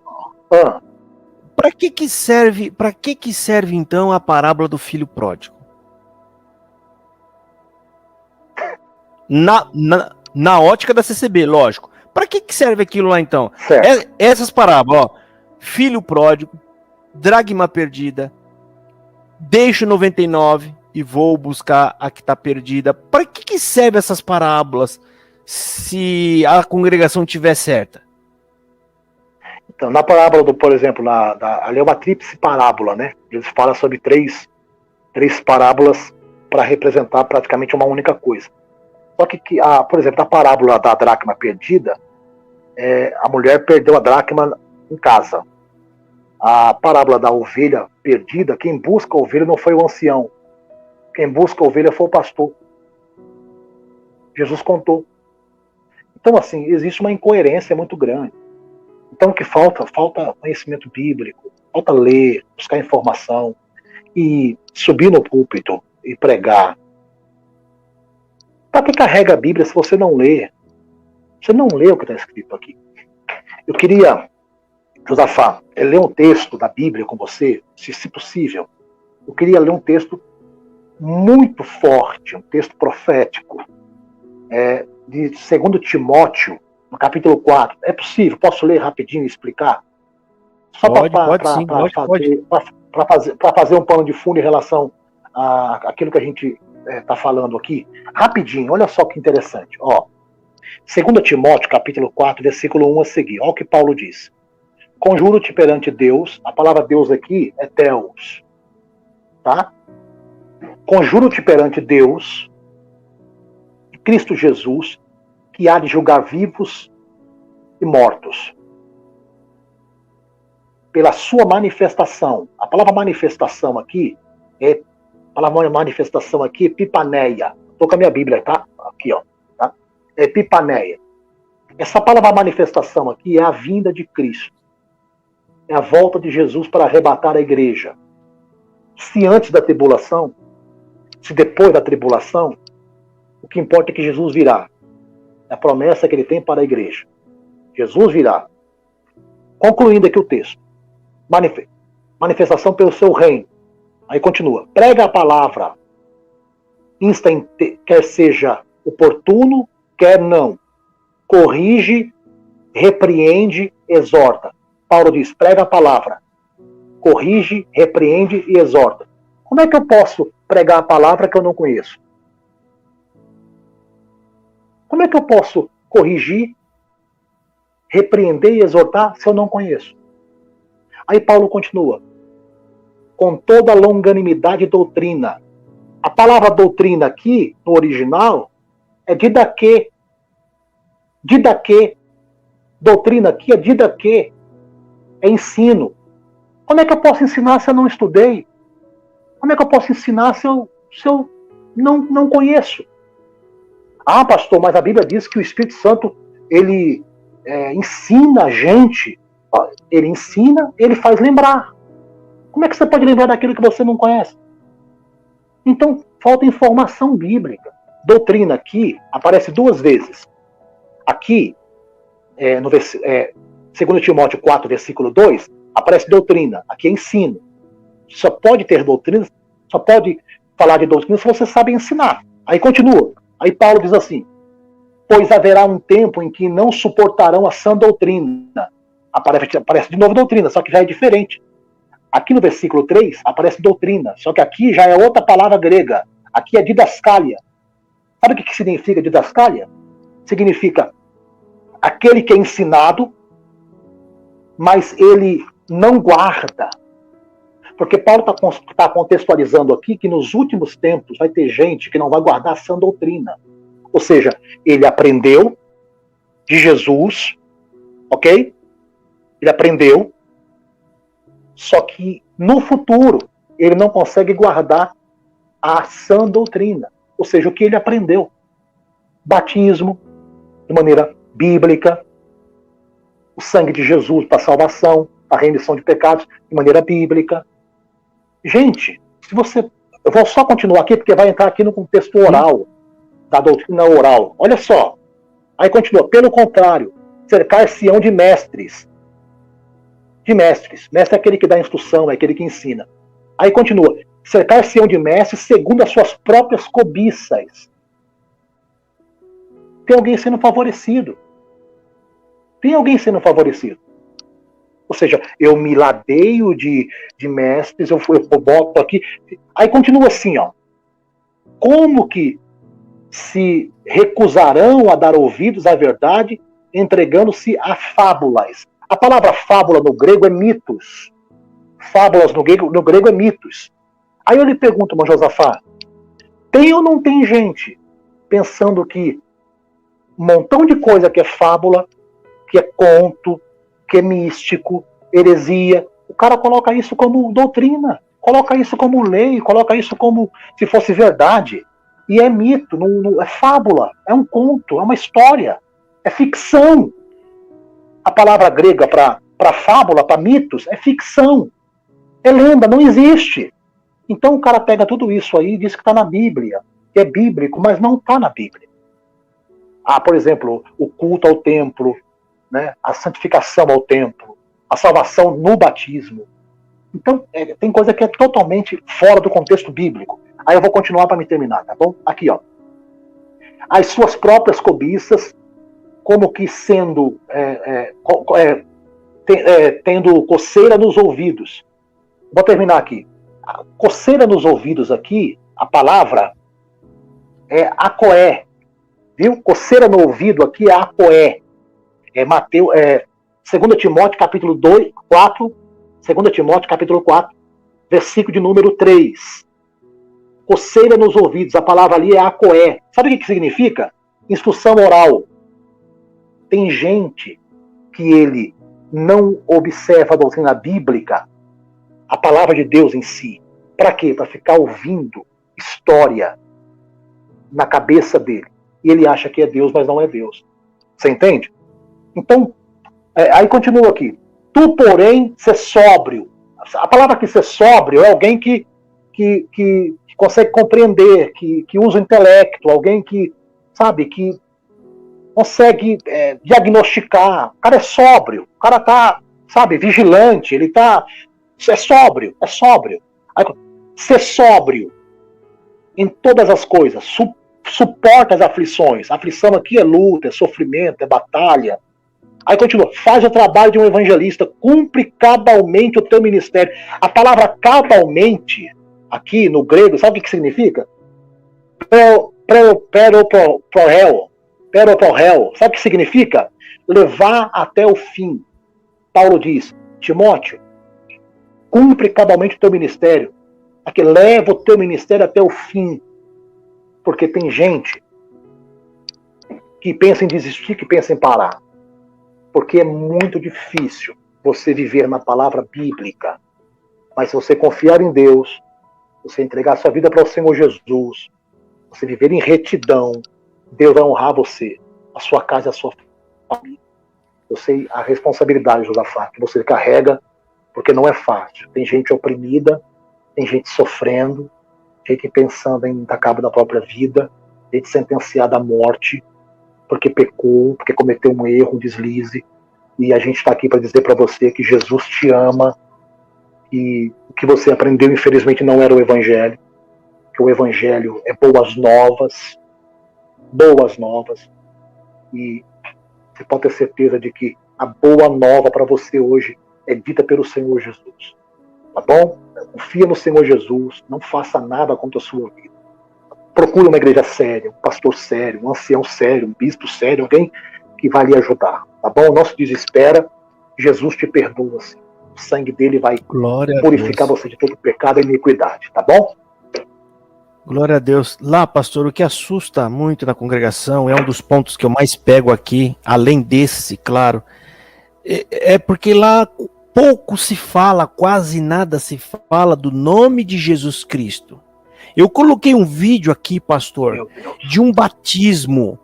E o ancião passou 50 minutos pregando, falando, e nenhuma vez, não é exagero, eu falei no vídeo e deixei para as pessoas acompanharem e todo mundo viu, é verdade. Nenhuma única vez ele falou de Jesus, nenhuma única vez ele falou do sacrifício de Jesus por nós, nenhuma vez ele falou de regeneração, nenhuma vez ele falou da expiação, nada. Ele passou todo esse tempo, e aí as pessoas foram e se batizaram. Elas se batizaram crendo em quê? Então. Porque a Bíblia fala, o pastor, ambiente é propício. Não, é porque fala, o ambiente é... Não, as escrituras falam que a fé em Jesus vem pelo ouvir da palavra. Então, se a pessoa não ouviu a palavra de Jesus, ela não pode ter fé nele. Porque ela passa por um percurso. Ó. Primeiro eu ouço, depois eu tenho fé no que eu ouvi. E aí então eu me levanto, crendo no que eu ouvi, querendo ver ele na volta, e eu vou e me batizo. Então, se aconteceu esse batismo, essas pessoas que se batizaram ali, naquele batismo, que não ouviu o nome de Jesus nem uma única vez, né? Lá a pregação só foi essa: eu estou na sua vida e eu vou dar o que você deseja, e se você não vier batizar aqui, você vai morrer e você não vai para o céu. Eles falam muito disso, que foi inclusive esse batismo onde ele conta o testemunho que a velhinha estava para morrer, mas como ela não tinha batizado na CCB, ela ia para o inferno, então ela morreu.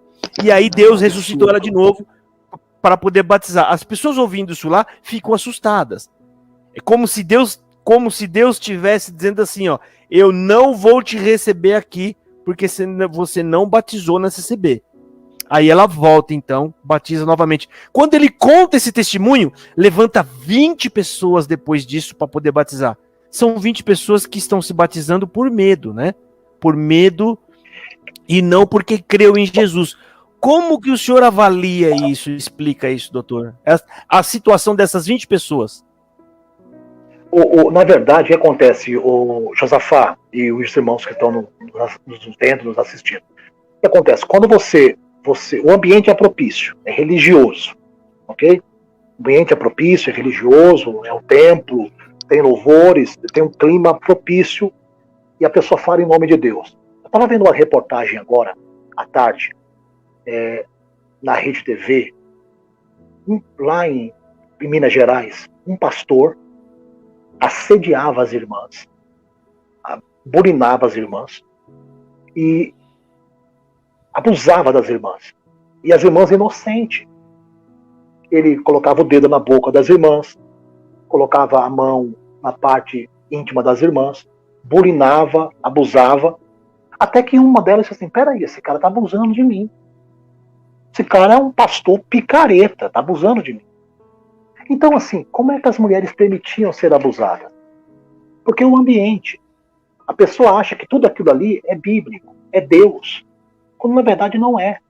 Por exemplo, teve casos de pessoas famosas do mundo inteiro que foram a Abadiânia, lá no interior de Goiás, atrás do João de Deus, achando que ele era uma divindade, que ele recebia lá uma divindade, achando que ele era especial, que ele fazia uma obra de caridade, de amor. Aí o ambiente é propício. Tem música, tem fundo musical, as pessoas de branco, e aquela caridade toda, e a televisão e a mídia, artistas indo ali, a credibilidade. E a pessoa pensa, ela acredita naquilo ali. Só que na verdade não é. Então a culpa não é de Deus, nem da Bíblia, e nem das pessoas, porque as pessoas estão sendo enganadas. Essa é a grande verdade. Então, possa ser que tenha gente agora sendo enganado dentro de uma igreja evangélica, sendo explorado.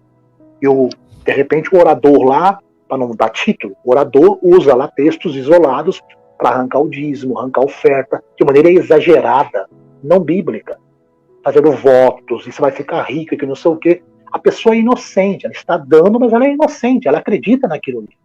Só que quando ela descobre a verdade, ela faz o quê? Ela cai fora. Então é simples.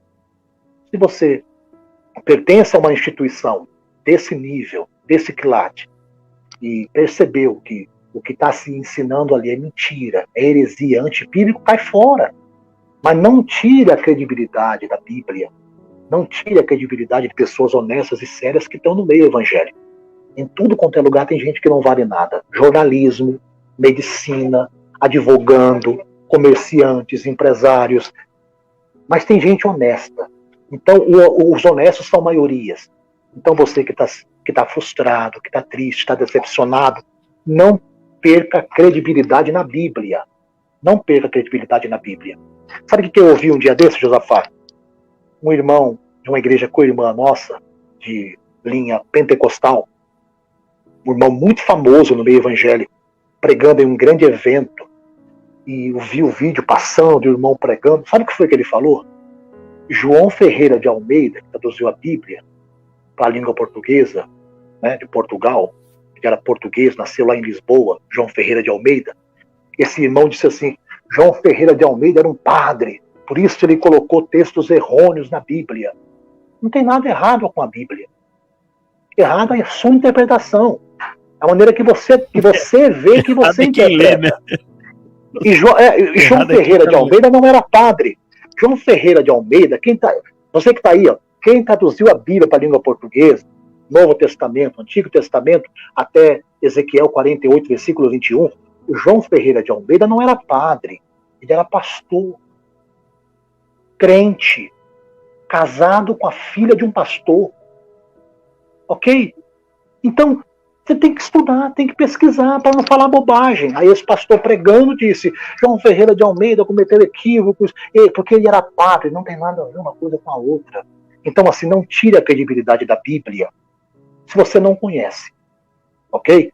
Eu estou falando para você que está aí assistindo agora, que é ancião, que é cooperador, que é diácono, que é bispo, apóstolo, seja lá o que for, a sua linha de credo e de instituição religiosa, seja a igreja que for, a denominação que for, não tire a credibilidade da Bíblia, porque você aprendeu errado ou porque te ensinaram errado. Questão de batismo, questão de santa ceia, questão de remissão de pecado, seja lá o que for, você aprendeu errado, aprende certo, procure alguém honesto, tá bom? Íntegro, que vai lhe ajudar. Não é isso, meu amigo? Pastor, uma pergunta para o senhor, que inclusive está aqui na tela, e eu vou ler para o senhor. A Graziela Fernandes está falando assim: quem batizou na CCB tem que batizar novamente? Se chegar um CCBano aí, pastor, como é que o senhor vai lidar com ele? Ainda que o batismo da CCB seja o batismo quádruplo, viu, CCBano? Você foi batizado no nome de 4 pessoas, ou 4 divindades, enfim. Te batizo, porque você não pode falar eu te batizo, você tem que tirar o ministro. Então você não pode falar eu te batizo. Tem que falar te batizo, em nome do Senhor Jesus, em nome do Pai, do Filho e do Espírito Santo. Paternidade. Ainda que seu batismo tenha sido em nome do Senhor Jesus, em nome do Pai, do Filho e do Espírito Santo, você vier para a minha igreja, onde nós servimos o Senhor Jesus aqui, pregamos o Evangelho Bíblico. A gente não é religioso aqui não, a gente vive a Bíblia. Ok? E eu lhe mostro o texto, contexto, historicidade, a gente vai estudar, vai aprender, vai sentar junto, vamos discutir a Bíblia.